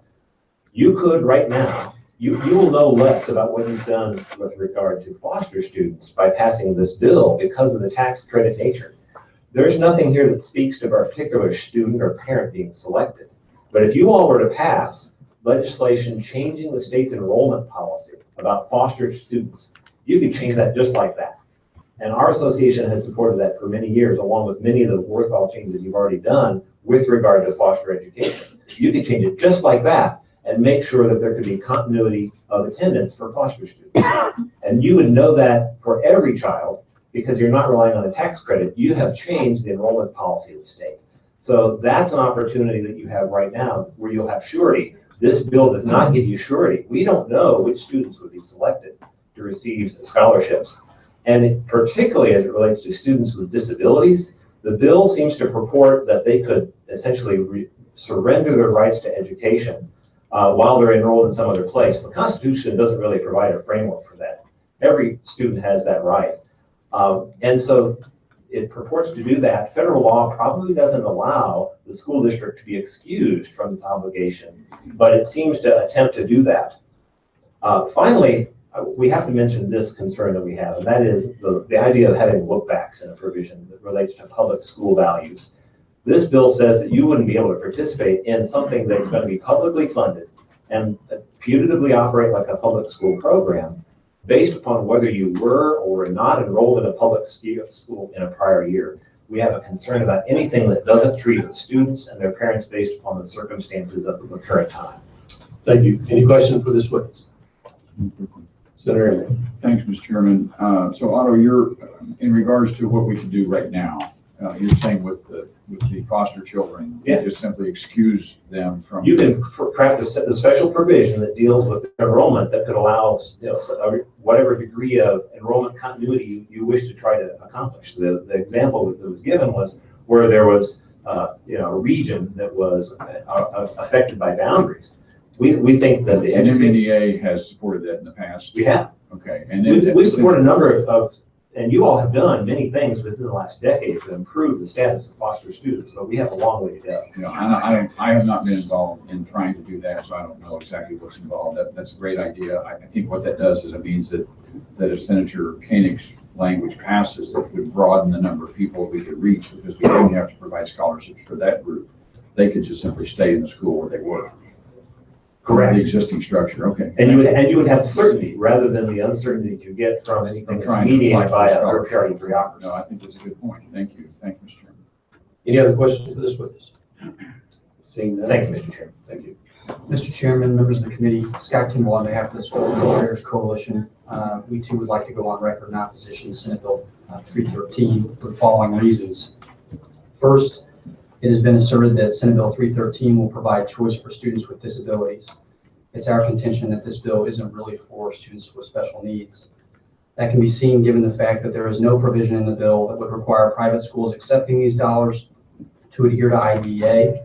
As such, there is no requirement to provide specialized instruction to special needs students or to hire individuals that have certification in special education. Further, this bill strips disabled students of their rights under IDEA, the only act specifically designed to provide protections for special needs students. Moreover, on page 8, lines 5 through 7, it states that a qualified student shall enroll in a qualified school and receive an education in at least the subjects of reading, grammar, mathematics, social studies, and science. For the severely disabled, this provision would likely prevent them from taking advantage of this choice. Also, under the definition of qualified student, it states that a qualified student is a student identified as having a disability under Section 504 or a child eligible to receive services under IDEA, not that a student is being served under a 504 plan or is receiving services under IDEA. This bill is much broader in scope. As a result of this language, it's seeking to expand to students that aren't necessarily in need of accommodations or services, but merely have a label. Second, in keeping in that same vein, the bill is much broader than just pertaining to students with disabilities, foster care kids, and children who have apparent and active military services. Actually, the bill pertains to all kids who have attended a public school as a full-time student for at least the first 100 days of the prior school year, and to any child who is eligible to begin kindergarten. So you don't have to be a disabled student, a student in foster care, or a student whose parents are active military. Third, the bill permits private schools to implement a self-designed selection process to decide who they will choose to educate. Thus, these entities would be free to pick and choose who they admit based potentially on severity of disability, thus allowing private schools to discriminate on the basis of severity of disability. The Council of Parent Attorneys and Advocates, COPA, noted as much in June of 2016 in a review of school voucher programs. COPA's findings illustrate that special education specific voucher programs typically fail to include all students with disabilities, and it is rare for programs to accept students who are significantly disabled. Fourth, keeping in that same vein, the bill permits private schools to discriminate against students on the basis of disability, religion, and gender, as the schools would not be required to alter their creed, practices, admissions, policies, or curriculum. And given that the bill actually states that a qualified school would only be prevented from discriminating on the basis of race, color, and national origin. Fifth, the bill is a $50 million tax credit. Over a 10-year period, it will divert at a minimum $500 million from general revenue, which would have been used to fund things like the foundation formula, public safety, or higher education. As you know, the legislature has not fully funded the foundation formula, and the ability to attain that full funding figure looks bleak with the announcement of the governor's proposed budget. On top of that, we are currently underfunding the state mandated transportation allotment of reimbursing school districts for 75% of their allowable costs. We have questions for this one, Senator. Thank you, Mr. Chairman. Can I ask a question to the sponsor? Sure. So, Senator, is this brand new language, or has this language been used in any other state? Do you know if this is modeled after anything? Well, I mean, it's in the ESA that we modeled after other states, but the specific language could vary from state to state. Sure. But this language or some structure of it has been working in a number of states. Correct. So why is it not the disaster that this witness is claiming it's going to be? Because I just think they want everybody in a government school, no matter what the case. And the notion that it applies to every child is not my intention. Reading the bill on page 7, it says these are the criteria for following. If you meet that criteria, then you also have to do any of the following. And one of those criteria was being in a public school for 100 days, or anybody entering kindergarten. I guess the main thing is that we're not pioneering here. This is not a new idea. I mean, there are a number of states that are doing things like this. And there is criteria on the different services that are provided. I just lost my place and where that was. Thanks, thanks, Mr. Chairman. Any other questions for this witness? Seeing none, thank you. Sir? Mr. Chairman, members of the committee, my name's Larry Felton. I'm a member of the Melville School Board in South St. Louis County. And I'm speaking today as the president of the Missouri School Boards Association. And I'm speaking for 400 school districts and approximately 3,000 elected school board members. It's kind of a pleasure to get to talk to elected officials once in a while. My concern with this bill, and this is, I'm going to talk from a school board perspective. I'm the one that's got to balance the budget, make sure that all the IDE requirements are met, make sure transportation is met. One of the things that struck me when I read this bill is I expected to see something about special education. I expected to see something about what is it we're not doing in the public school system that we need other help. And I would tell you that if I were sitting on top of a fully funded school system and someone came to me and said, special education is not meeting the need, we'd be the first one in line to help. But this is not a very simple, straightforward process. There's issues of diverting $50 million worth of revenue. Well, now we're gonna have to compete in general fund more for anything, whether it's from public school funding to infrastructure to anything of that nature that, social services. So my great concern with all of this is we're making the current funding structure much more difficult for this. The other thing we look at from an MSD perspective is process improvement. We need to understand how things work so we can make them better. Most of the discussion that I've heard in this room talks about special education as a process, as a craft, as a need for students. I don't see anything in here that deals with that makes it better in this state. I don't see anything that improves the overall process. We don't claim to be perfect, but we take everybody that comes in and we make sure we can do everything we can with them. Just a couple of side notes. 3 pages of typing, I can't use it all. One of the things that struck me in here were some of the things that you could be compensated for, like mileage and certain testing and transportation. That was the one that got me, because we're supposed to be funded at 75% for route-related things.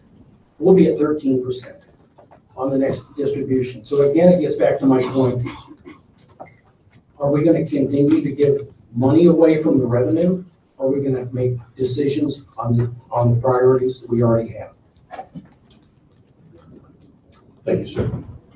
Any questions for this witness? Senator Shute. Thank you. I actually have a question for the sponsor. My understanding from this bill is that transportation for the students who qualify will be funded at 100% versus the 13 to 18 that we're talking about for public school students. What do you mean 100%? I mean, it's 100% of IRS allowable. That's spelled out very well in the bill. Right. My point is that what we currently have is 75, I believe, was this statute. It was like 1991 or something like that. The last time it was at that level, I think. I could be wrong on that. I could be thinking one. But it's really an issue of, for expenses we get about 13% back from what we get. Under this bill, someone who incurs travel restrictions would get 100% of the IRS allowable. Right, and I want to comment, and I'm glad that you brought it to our attention. So I served on the school board from 2000 to 2006.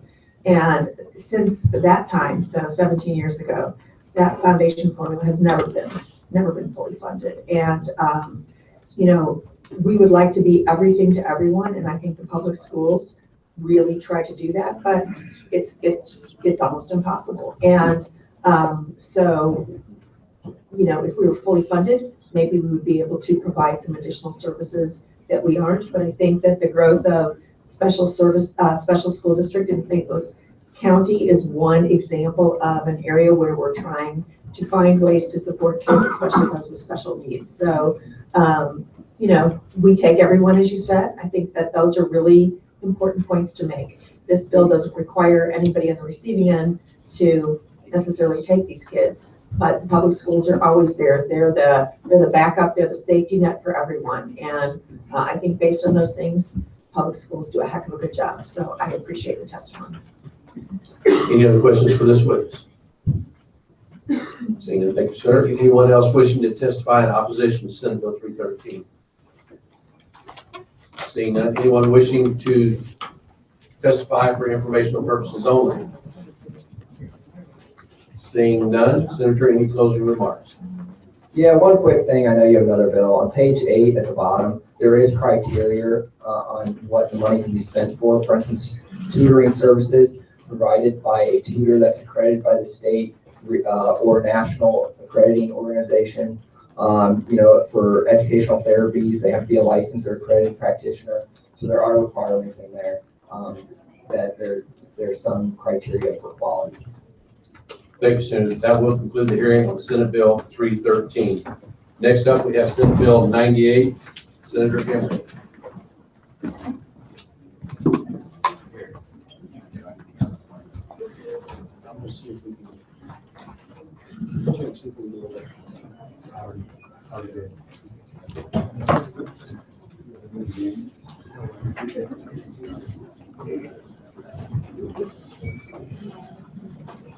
Thank you, Mr. Chairman, members of the committee. Ed Emery, District 31, here to present to you Senate Bill 98.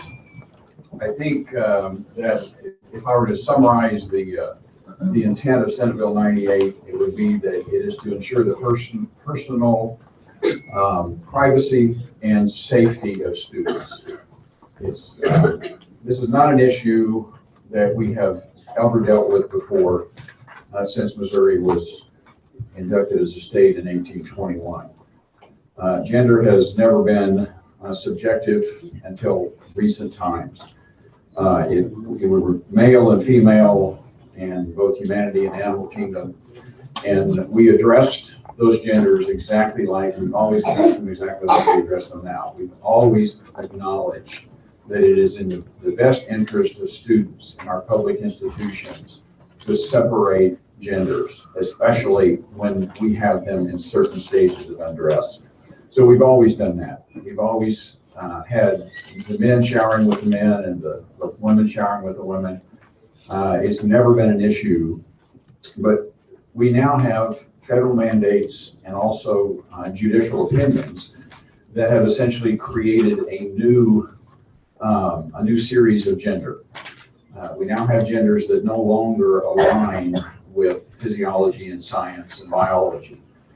They're determined by the mind. They're subjective, and we've never had to deal with them before. And so this is new. I mean, this isn't something that we have addressed.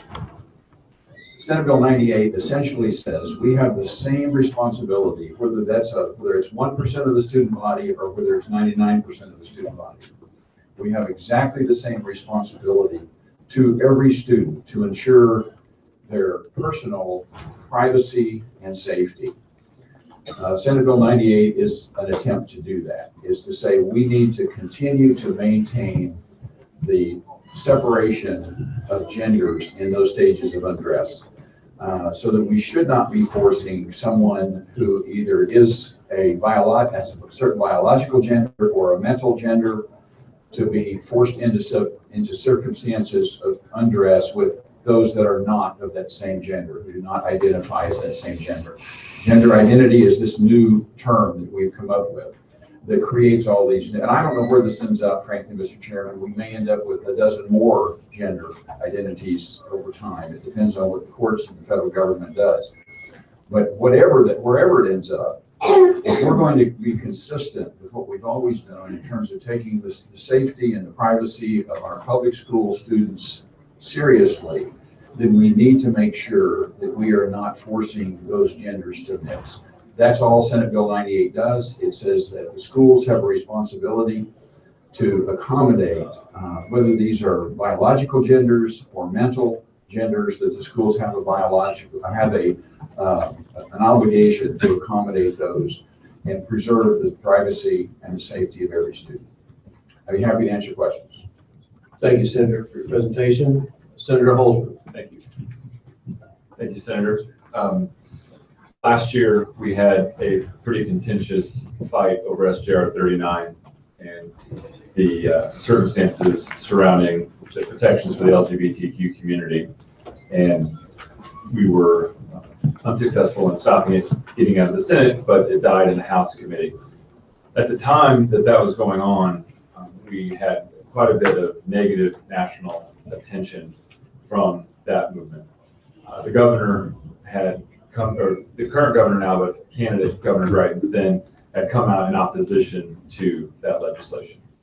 Bringing this legislation before us today, are you in any way concerned that in a time when the state is losing population, when we've lost a congressional district, that this will be another sign of unwelcoming legislation for all the citizens that we represent? In my district, I have a large LGBTQ community, and I've heard from many of them that they find this legislation to be offensive, and would just ask if you think that this is the direction that we want to go to being a welcoming and inviting and open state. This isn't counter to that. I think this, Senator, is an acknowledgement that those groups exist. I mean, it's respecting their existence, that it's not contending whether or not I like it or don't like it, or someone else likes it or doesn't like it. It's simply an acknowledgement that they are individuals and that they have certain mindsets, and that those mindsets need to be accommodated in our public schools. These are public institutions. They're not private businesses. You know, they're students. I mean, they're bringing themselves under the jurisdiction of the state, and it's the state responsibility first to educate them and second to protect them. This to me is simply acknowledging that they are who they are, and we have to address that, but we're going to address it in the same way we've always addressed gender, so that we're not changing anything. We're not isolating. We're not saying we're going to treat you any different than we have always treated gender. And that's the way I think we should do that. But in your own acknowledgement in your opening remarks that we haven't had to address this since the founding of the state in 1821. Why now? I mean, clearly, let me ask you this question. Have you had folks or students, superintendents, school boards in your district that have found this to be such an egregious problem that they need state legislation to fix it, that they can't handle it at the local level? I've talked to superintendents who acknowledge that they have students in their schools that would fit into these categories, and they're not sure just exactly what they should be doing to accommodate them. So this would help them have guidelines about what they have to do to protect those students' privacy and those students' safety. My last question is what is your response to those students who feel like legislation such as this makes them less safe, that makes them more of a target and brings them more unwanted scrutiny for the life choice or the disposition that they genetically or by choice find themselves in? Now, are you talking about the students? The students who will be impacted by this legislation. Well, every student will be impacted by this legislation, Senator, and I'm concerned with the safety of all of them. You know, there's about a percent that would fit into the new genetic, I guess, whatever whatever that we're going to call it, the courts and the federal government. I call them my constituents. That's right, and they may well be. I have some constituents as well. But you don't have a separate bathroom. You don't have a separate bathroom for constituents, a separate shower room for constituents for non-constituents, because that's not a biological issue. It's never been a separation that we've made. This is acknowledging that we have always separated the genders. Now we have a new arena of genders, and that those also deserve those same protections. Now that, whether you're in the 1%, whether you're in the 99%, I don't want to threaten either of their safety or privacy. Thank you, Senator. Any other questions for the sponsor? Senator Speldo. Okay, kind of off subject, but one of my interns went to the restroom on this floor down there, and he was really uncomfortable because apparently the stalls are open and he didn't have privacy. And so it kind of fits under the bill, but not. But I really hope, so my male interns, do not feel uncomfortable in that bathroom. It's a huge issue for them. So, thank you. Any other questions for the sponsor? As for a show of hands, how many are here to testify in favor of Senate Bill 98? Raise your hands. How many are here to testify in opposition? will keep with our established time. We will bring the support up first, and then we'll have the opposition to come forward. And again, for time's sake, we've asked and have been granted permission to go past our 2 o'clock hour, because we don't, like I said, all 3 bills are very important that they have the opportunity to be heard.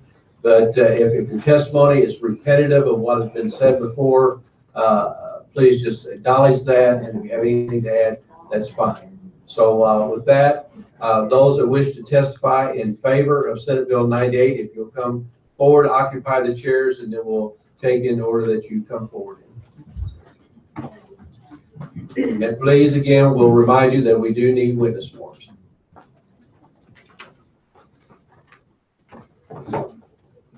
These are all witness forms. Please introduce yourself.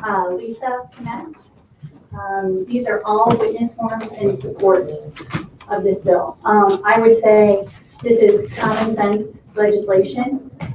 As the senator has already stated, we've done this for years. It's worked. We haven't had issues. We haven't had problems. But the school districts are concerned. I can tell you they are, because I worked this issue since this summer when we were going to file an amicus brief. And the school districts, the reps, they were all telling me, we need this help in our state. So it's really just common sense.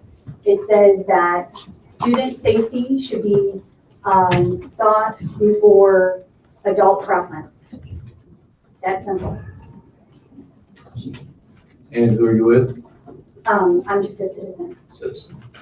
And where did you receive all these witness forms from? We just sent out emails asking people if they would like to submit a witness form. All right, thank you. Any questions for this witness? Seeing none, thank you very much. Next. Hi, my name is Alyssa Johnson, and I volunteer for Concerned Women for America. I'm a legislative liaison. I'm also a parent, and I have a couple of kids, and they're in school age. My oldest child is 17. He's a boy. He is a very private person. He always has been ever since he was little. He's just always, in fact, sometimes he chooses not to even use a public restroom because he is very private. I also have a 10-year-old daughter. She's in 4th grade. And she's kind of at that age now where she really wants her privacy, even from her parents. I feel like that, if they had to share a bathroom with someone of the opposite biological sex, I feel like they would be horrified, and that's probably an understatement. I really feel like they would feel violated, that they couldn't undress and dress or use the restroom without someone from the opposite biological sex being present. I teach my children, me and my husband both, we teach our children to accept other people even if they're different, okay? But I also teach my children to also have respect from people.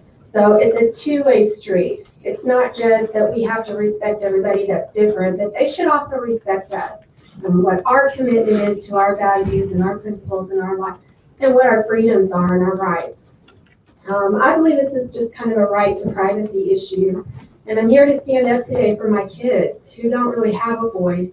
They depend on me as their parent to come and talk to people like you who do have the ability to protect them.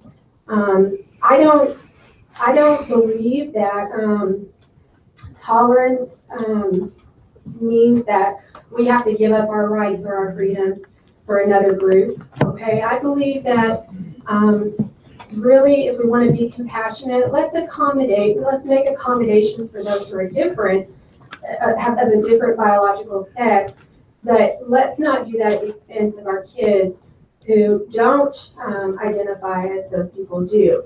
So I'm all about safety and protection and everything, but really this is a privacy issue for my kids. Excuse me. And I just really feel like it's of paramount of importance that we don't cave just because one group wants to infringe on that right of another group. Let's try to accommodate both and maybe have a third option for those who are identifying with another biological sex than they are. Thank you. Do we have questions for this witness? Seeing none, thank you for your testimony. Hi, Mr. Chairman, members of the committee. My name is Bev Ayla. I'm the State Director for Concerned Women for America, Missouri. And there's an old saying that says hard cases make bad law. And those individuals who are confused about their sexual identity make up about approximately 0.3% of the population. Those who suffer from gender confusion don't need accommodation as much as they need help. And while we're trying to there are common sense ways to address the few instances that are actually occurring. Senate Bill 98 is a common sense public policy that covers 99.7% of the population, while still providing opportunity for the 0.3% administering in therapy for those who are suffering gender dysphoria. Gender dysphoria is listed as psychological disorder in the DMS still, and so we therefore need to really reach out and help those who are confused. No, it's not. No, it's not. Order, please. Do we have any questions for this witness? Seeing none, thank you. Anyone else wishing to speak in favor of Senate Bill 98? Seeing none. Anyone wishing to testify in opposition, if you will come again and fill the seats that are available, we'll rotate in. Keep your testimony to the 3 minutes. And again, if you can avoid being repetitive of what's already been said, that would be much appreciated. Introduce yourself and the floor is yours. Thank you. Thank you, Chairman. Hello, Mr. Chairman and members of the Education Committee. Good afternoon. My name is Elizabeth Fuchs, and I'm the Manager of Public Policy for PROMO. I'm also the registered lobbyist for PROMO. PROMO is Missouri's statewide equality organization advocating for lesbian, gay, bisexual, and transgender Missourians. We are here today testifying in opposition to SB 98. We are also thankful for this opportunity to shine a light on what is perhaps the misinformation about who transgender kids are and what their experiences are like. It can be hard to understand what it means to be transgender, especially if you've never met a transgender person before. Transgender students are part of our school communities, and like other students, they're there to learn, graduate, and prepare for their futures. They need to be able to use the restroom that matches the gender they live every day without being singled out for discrimination and harassment. There is a whole room full of people here today to oppose SB 98. Parents, teachers, therapists, and most importantly, the kids themselves, who are going to share their lives with you in hopes that you will see them as children and not as stereotyped or political pawns. When I have had the privilege of speaking with many of the senators who would appear to be on a different side of the issues than myself, I try to remove all notions of my perceptions of you, and I try to see you for who you are: dad, son, brother, mother, sister, wife, business person, legislator, not a stereotype. Today, I'm asking you to please approach our testimonies with the same kindness and meet us where we are and learn about our lives and how, if passed, SB 98 puts trans students at increased risk for harassment, bullying, and physical violence. Every student deserves a fair chance to succeed in school and prepare for their future, including students who are transgender. Every student should be treated fairly and equally under the law, and protecting transgender students helps ensure that they have the same opportunity as their classmates to fully participate in school.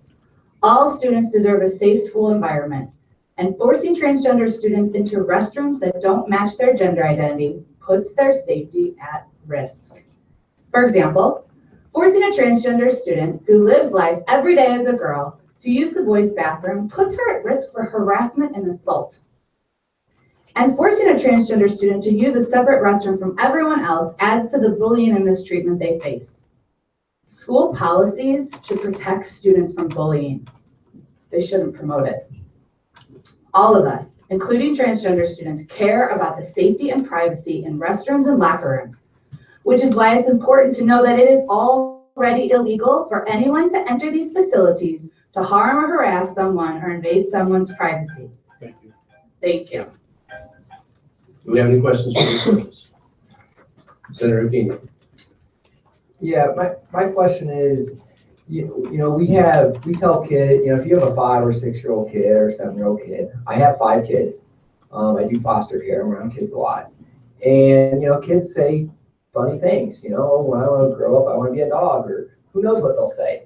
But that doesn't mean I turn around and try to cultivate that and say, yes, you can be a dog.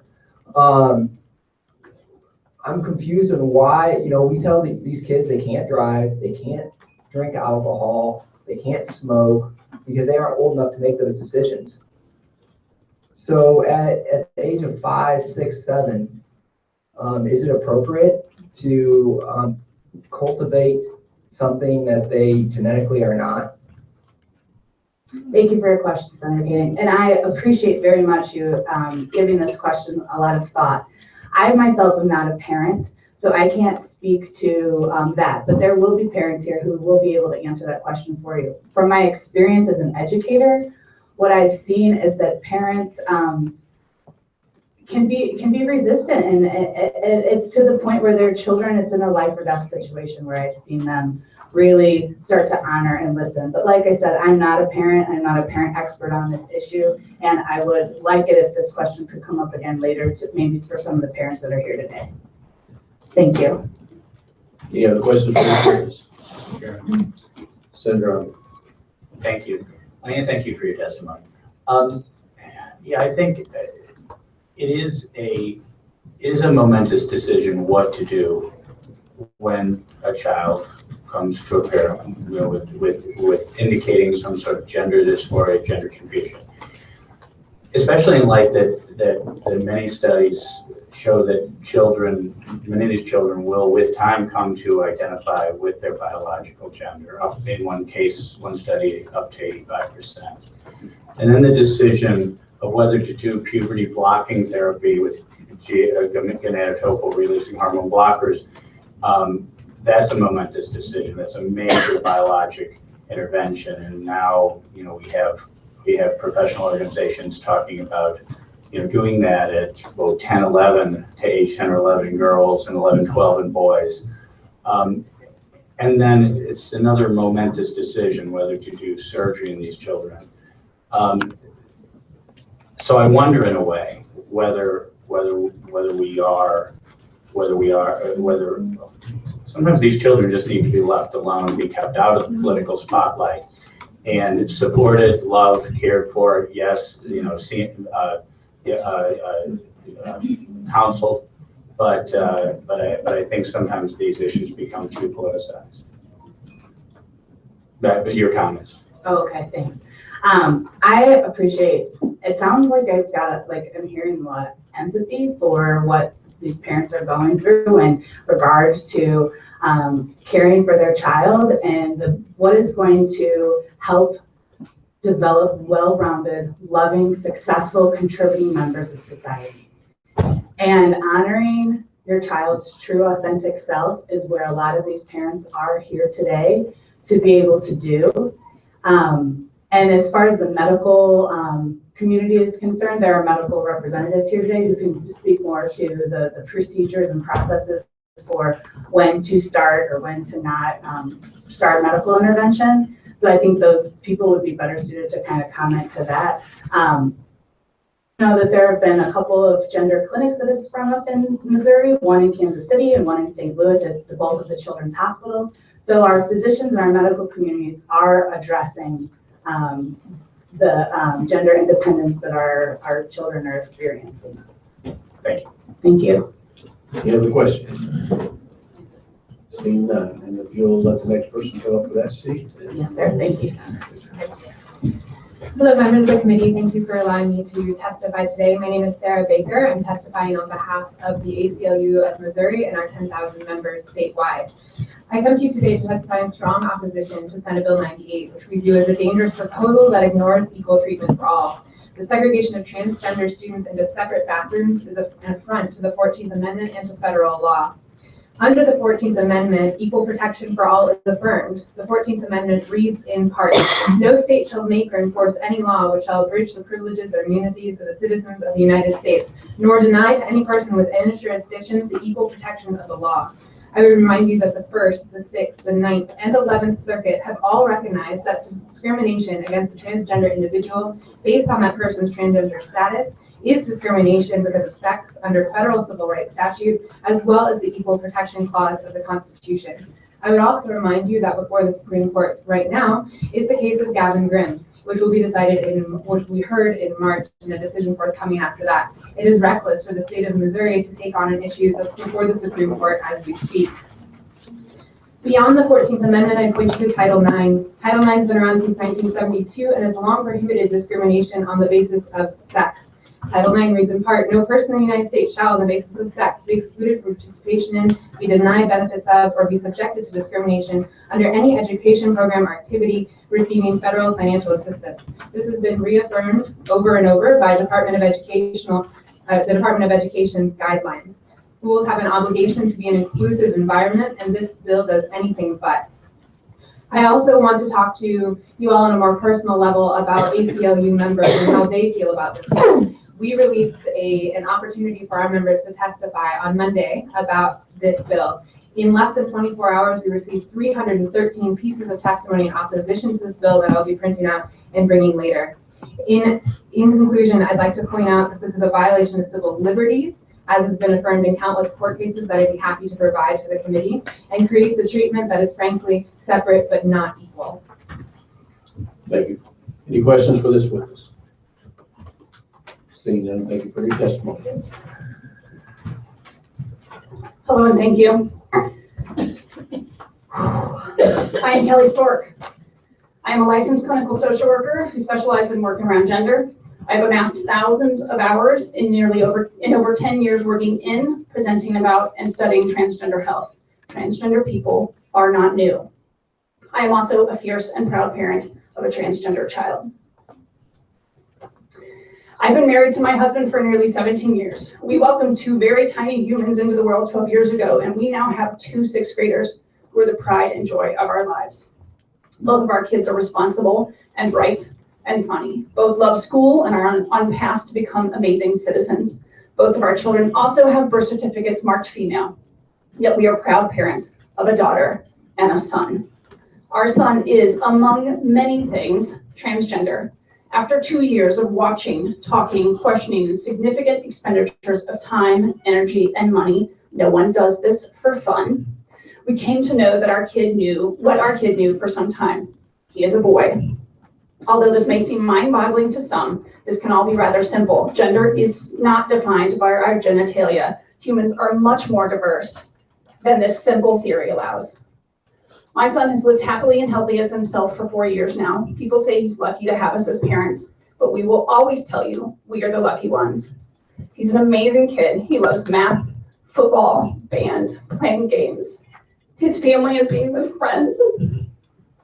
My son is not confused.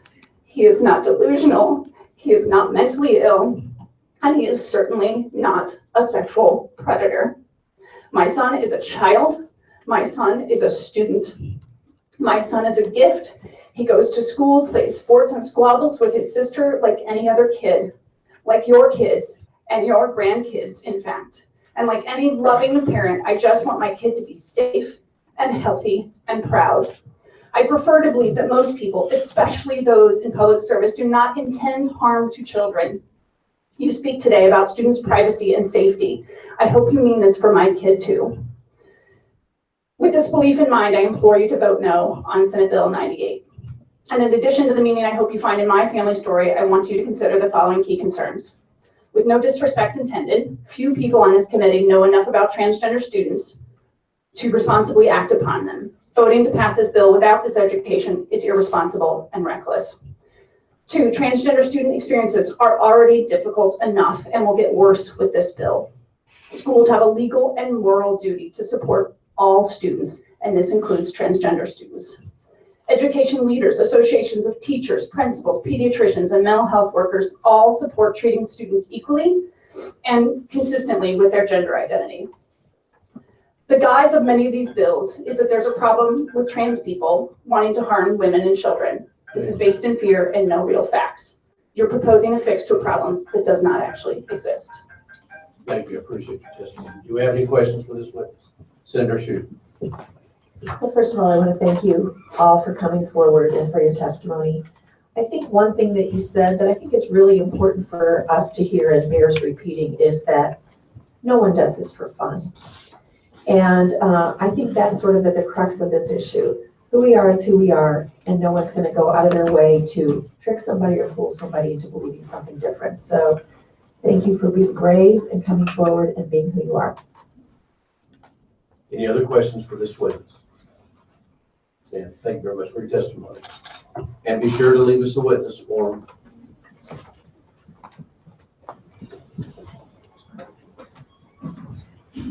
Introduce yourself and the floor is yours. Hi, my name is Maisie Gilliland. I am 11 years old and I am a transgender girl. I came here today to tell you that I have been using the girls' restroom for the past 4 years without any problems.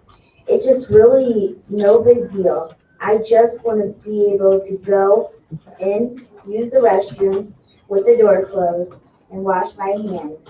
When I'm finished, I don't want to hurt anyone, and I don't want anyone to hurt me. When you make your decision about this bill, I hope you will remember me. I'm just a girl asking for safety and equality. I just want to be treated equal with every other little girl. Thank you for my time.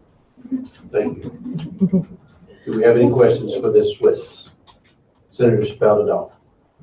Thank you so much for being here and testifying today. We really do appreciate it. Any other questions? Seeing none, thank you very much for your time to be here today. Hello, my name is Emery Gilliland. I'm the mother of a transgender little girl named Maisie. I'm coming to speak with you all today to express how important it is to the safety of children like mine to be offered the ability to use the restroom they identify with. I could stand here all day and tell you the horror stories of the violence and just plain hate that Maisie and those like her have faced in their lives. My child is only 11, and I can tell you that she has seen and been through more than most grown adults have in their lifetime. She is the true definition of love and kindness. She would give her last for anyone in need. She wouldn't hurt a soul, yet she's very regularly viewed and treated like some sort of monster. It's incredibly painful to watch your own child go through such treatment. Just a matter of weeks ago, both my daughter and I were assaulted and threatened with a gun at a local restaurant because a group of teenagers wanted to approach her and then proceed to threaten her for being transgender, for being herself. They would rather see her dead or harmed than to see her happy and healthy. If you pass a bill that will allow others to not only discriminate against her, but to possibly set her up for harm, I, as her mother, as a citizen of Missouri, as a taxpayer, will hold you accountable if anything happens to my baby. I am asking you to do something that most people don't know much about these days. I am asking you to have empathy. Step into her shoes for just a moment. She's been using the girls' restroom for the past 4 years without incident.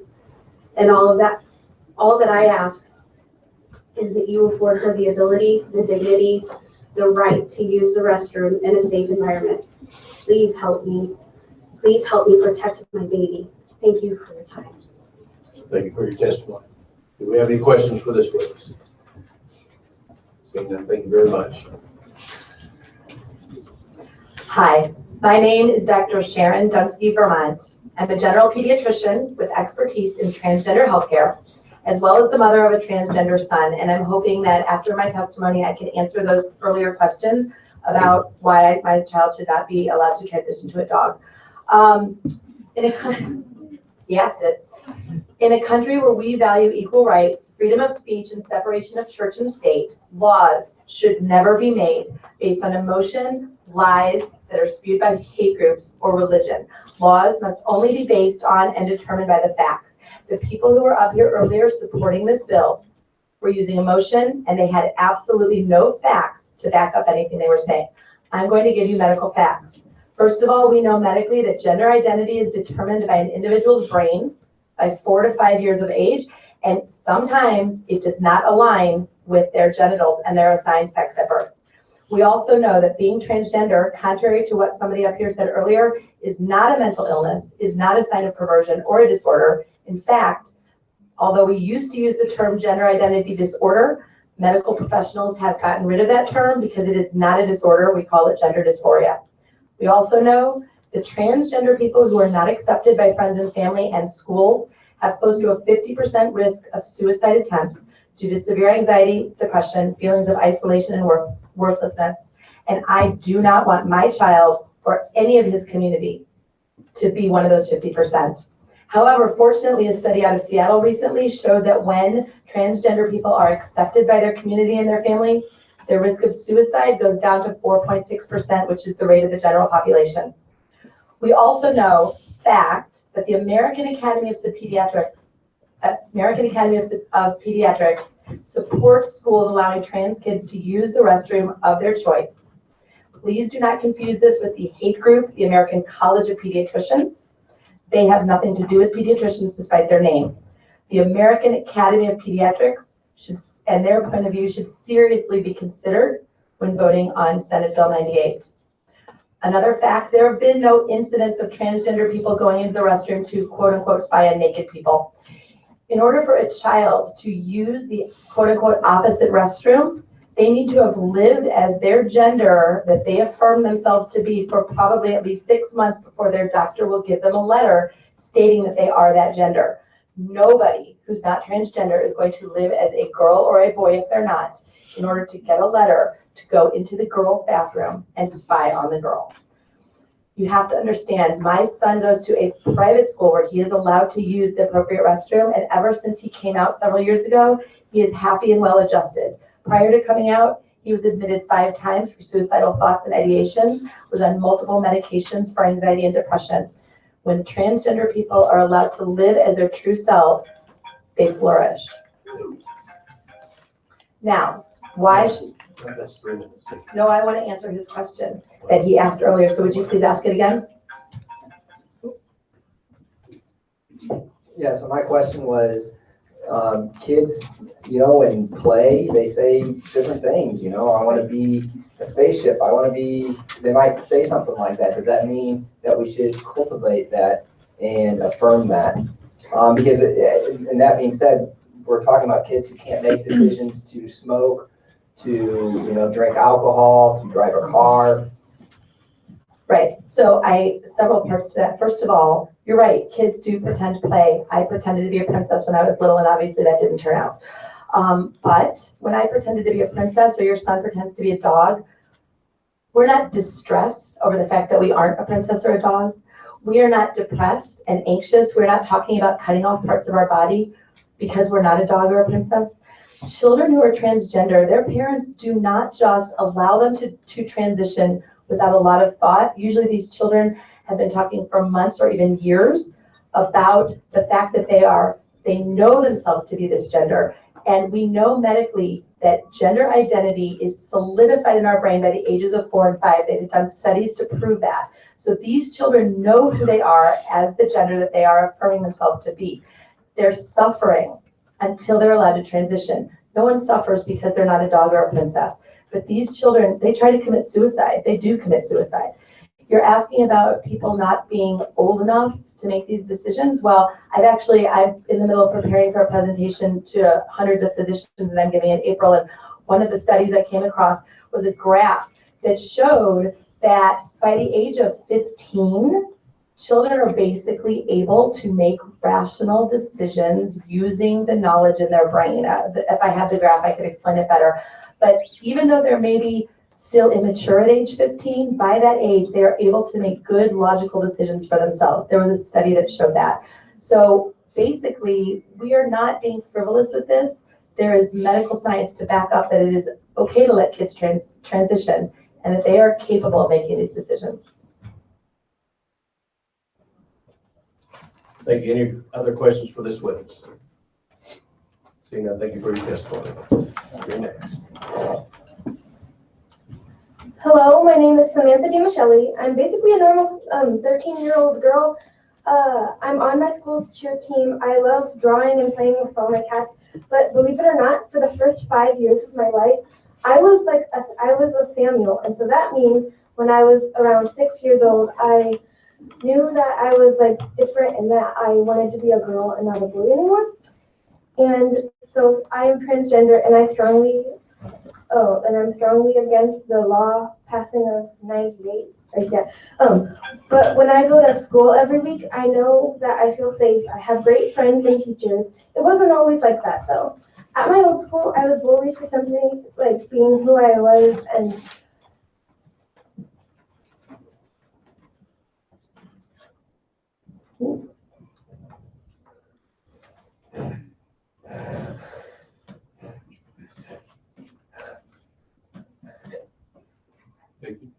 Take your time.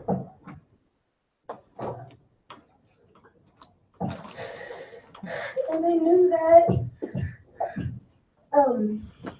moving to Missouri would help, like, me feel more better, and knowing that I could be who I would want to be, and knowing that there might be a change in the law saying that I would have to use a different restroom is horrifying for me. It shuts me down in every single way, and something I just want to get across to everybody is I'm not in the bathroom to do anything bad, to vandalize or like pee in the stove. I'm there to pee and wash my hands. Thank you.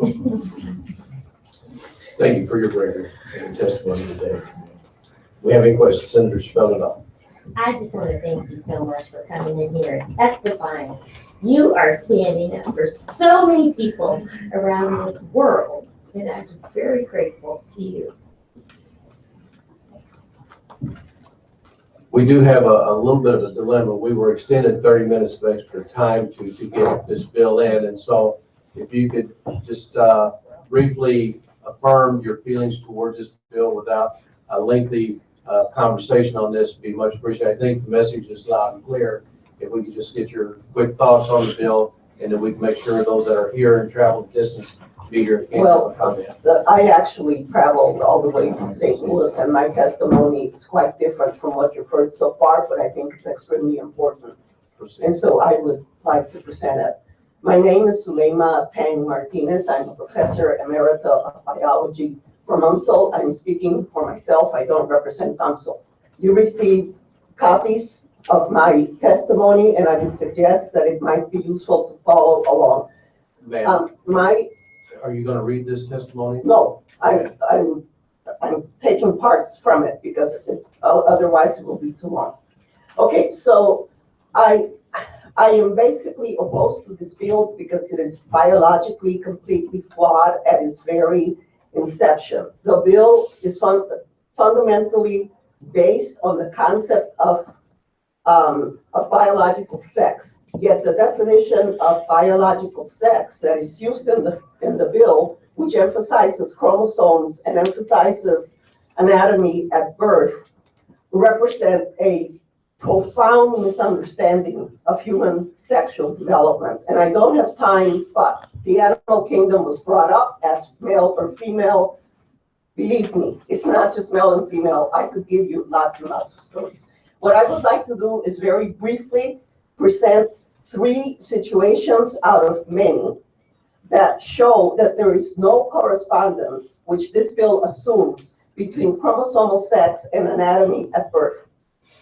So the first one is what is called the androgen insensitivity. These are individuals who are XY, which are the male chromosomes. The individuals have internal sex organs. They have normal levels of testosterone. But at birth, those individuals are born with completely female genitals. Completely, you can't differentiate. At puberty, they develop breasts, they develop a female body shape, and they live their lives typically as females and identify as females. Yet they're XY and have male internal sex organs. The second is the flip side, the congenital adrenal hyperplasia, in which some individuals, not all, have XX chromosomes, that is female chromosomes. They have female internal sex organs, but their external genitalia are male. The third, perhaps the most interesting, is called 5-alpha reductase. In this case, you have individuals that are XY, that is male. They are born with female genitalia, but at the time of puberty, the female's clitoris begins to grow and becomes a functional penis. And the scrotum fuses, the testes descend into the scrotum, and those individuals at puberty who have lived their lives as females their entire life, now at puberty, they become males. So the basic assumption made by this bill, that you can look at chromosomes and you can look at anatomy at birth, is completely wrong. The evidence, and as I said, these are only 3 cases. The evidence simply do not support that. Profound, problematic misunderstanding. So in summary, this bill is not only unsound scientifically, but I would say it is also unenforceable. So I would ask you, how are we going to enforce this bill? Are we going to subject children wanting to use bathrooms in school to blood tests and to genital examination before they can use the bathrooms? Thank you, ma'am. And I should add that the birth certificate also does not correspond always with either the chromosomes or the anatomy at birth. We have a question for this witness. Senator Chicago. You've just met one of the residents of my community. Hopefully everybody will welcome one of my friends. One of your friends and constituents. Welcome here today. Thank you. Thank you. Any other questions for this witness? Seeing none? Okay.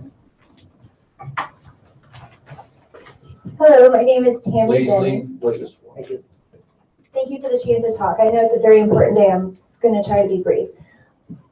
I came today very nervous about what to say to help you understand the situation we're in. And now I feel completely different because I think we're all on the exact same side. We all want the exact same thing. We all want every single student to have the best school day possible, to feel the best about themselves that they can, to feel the best about the children, the students that they're sitting next to, that the teachers that are teaching them, and that this bill is detrimental to that, because what it actually does is cause anxiety in the restrooms for all students. If my precious middle schooler bops into the boys' bathroom in her cheerleading uniform with her big bow that she loves and looks so cute on her, everyone's uncomfortable. And that type of anxiety is really not going to lead to the type of education that will benefit everyone to the best. It also focuses on differences, which is really a gateway and a door opening to bullying. Very quickly, I want to tell you how we learned that Samantha was transgender. I'm so glad I get to tell you this story. So she was 2.5, and at Chris, she loved to come to my house because I had girls, and she only wanted to play with the princess dresses. So for Christmas, she's Sam, right? So we buy her a train, we buy her a superhero, and then we'd throw in a Barbie because that's what she liked. I remember her sitting there and taking the train and moving it back and forth and just plastering a smile on her face, trying to make me happy because I expected her to play with the train and expected that to be the thing that she loved. After we did that for a few minutes, I'm like, what do you want to play next? And then the real person came out. Light, joy, who she really is. We learned that the expectation of who we thought she was and what it would look like was not nearly as important as just loving her and giving her that love and that support. I really hope that you guys will take these things into consideration and not move this bill farther forward. Thank you. Thank you. Any questions for this witness? Thank you. And I know a lot of you traveled and we're on a time restraint. I want everybody that's here get a chance to say a few words. So if we can cut down to 2 minutes, it'd be very much appreciated. Sir. Yeah, thank you very much for your service to our state. My name is Peter C. I have a 14-year-old identifying as genderqueer or gender fluid. We fit exactly what this bill outlines. We are in a school that embraces our child's gender identity. They are living in a home that embraces our child's gender identity. As it is current, our child does not feel comfortable using either bathroom. So they use a unisex bathroom. There's only one in our high school. It is at the nurse's station, which means using the bathroom is a 20 to 30-minute long ordeal. We believe that this bill would put an undue strain on schools' budgets, as they would have to acquire additional bathrooms to meet the needs of these students in the cases that these school districts had these students. We also feel like this is not an ideal scenario for any child, but we do trust that you lead fully in making sure our students are happy and healthy, and that goes for all of our students, and we are absolutely aligned along that desire. I just hope that if this bill does meet a final form, that it reflects a more wide view of gender and the needs of our individual schools and their budgets. Thank you. Appreciate your testimony. Senator Spelman. Testifier, thank you very much for testifying and saying what you did. The senator and I had a very, very brief conversation a little time ago, and I guess what I was saying is it possible to have a family room or family restroom in a school? Because I know sometimes those are available if they were individual rooms. Because I understand the vantage point he's coming from, but I also understand the great number of people who are here today who are testifying against the bill. And you're getting really to the crux of what I was concerned about, is perhaps if there was a single bathroom that was a family bathroom, would your child be okay with it without having to go to the nurse's restroom? The solution we see is just make every bathroom a unisex bathroom. I mean, that would make our kids super happy, and then they wouldn't have to walk across a giant high school just because they have a bathroom need. Right now, they're meeting that need by either doing it at lunchtime, sacrificing important social time in their academic day in order to use the restroom, or holding it. Our student is very focused on their grades and is a high performer. And doesn't want to relinquish 25 minutes of their school time in order to use the facilities. So right now, the stress is that some of these parents are expressing around this issue are not necessarily shared by our family, but a more unique scenario is developed in ours, one that illustrates maybe some of the shortcomings of this bill. Okay, thank you. Any other questions for this witness? Thank you. Thank you. Good afternoon, Senators, and thank you for the opportunity to address you today. For purposes of brevity, I will be just that. My name is Jeff Holtz. I'm a resident of the city of St. Louis, and I'm the proud father of a trans girl. Forgive me. My experience, my wife and I experience, echoes many that you're going to hear and have already heard today. My child began expressing her gender identity, which was in conflict with her birth certificate and natal designation at the early age of 3. And of course, as parents, it is our responsibility to protect and to know better and to challenge that that small child and her perception. Let me assure you, my daughter never once told me that she felt like a girl or that she wanted to be a girl. She spoke in clear terms from the age of 3 that she was a girl and that it was we who were mistaken. And we fought against that for years, for several years. And knowing full well during that period the high rates of physical abuse, of substance abuse, and the high rate of suicide that often resulted from such rejection. And it was after that soul searching that we elected to follow our child's lead and trust that our child knew her reality better than we could possibly. And so it was at that time that we allowed our child to transition fully and live life authentically as a young girl. She's been using public school restrooms for several years without incident. Just say that. So I'd like to add that SB 98 jeopardizes what we have already put into place, the self-assured child that we've Thank you. Thank you.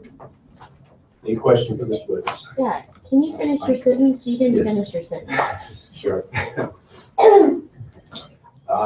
We feel that SB 98 jeopardizes the self-assured child that we've tried to foster, both my wife and I, and the school district that we are in, by forcing her to use a restroom that is in conflict with her identity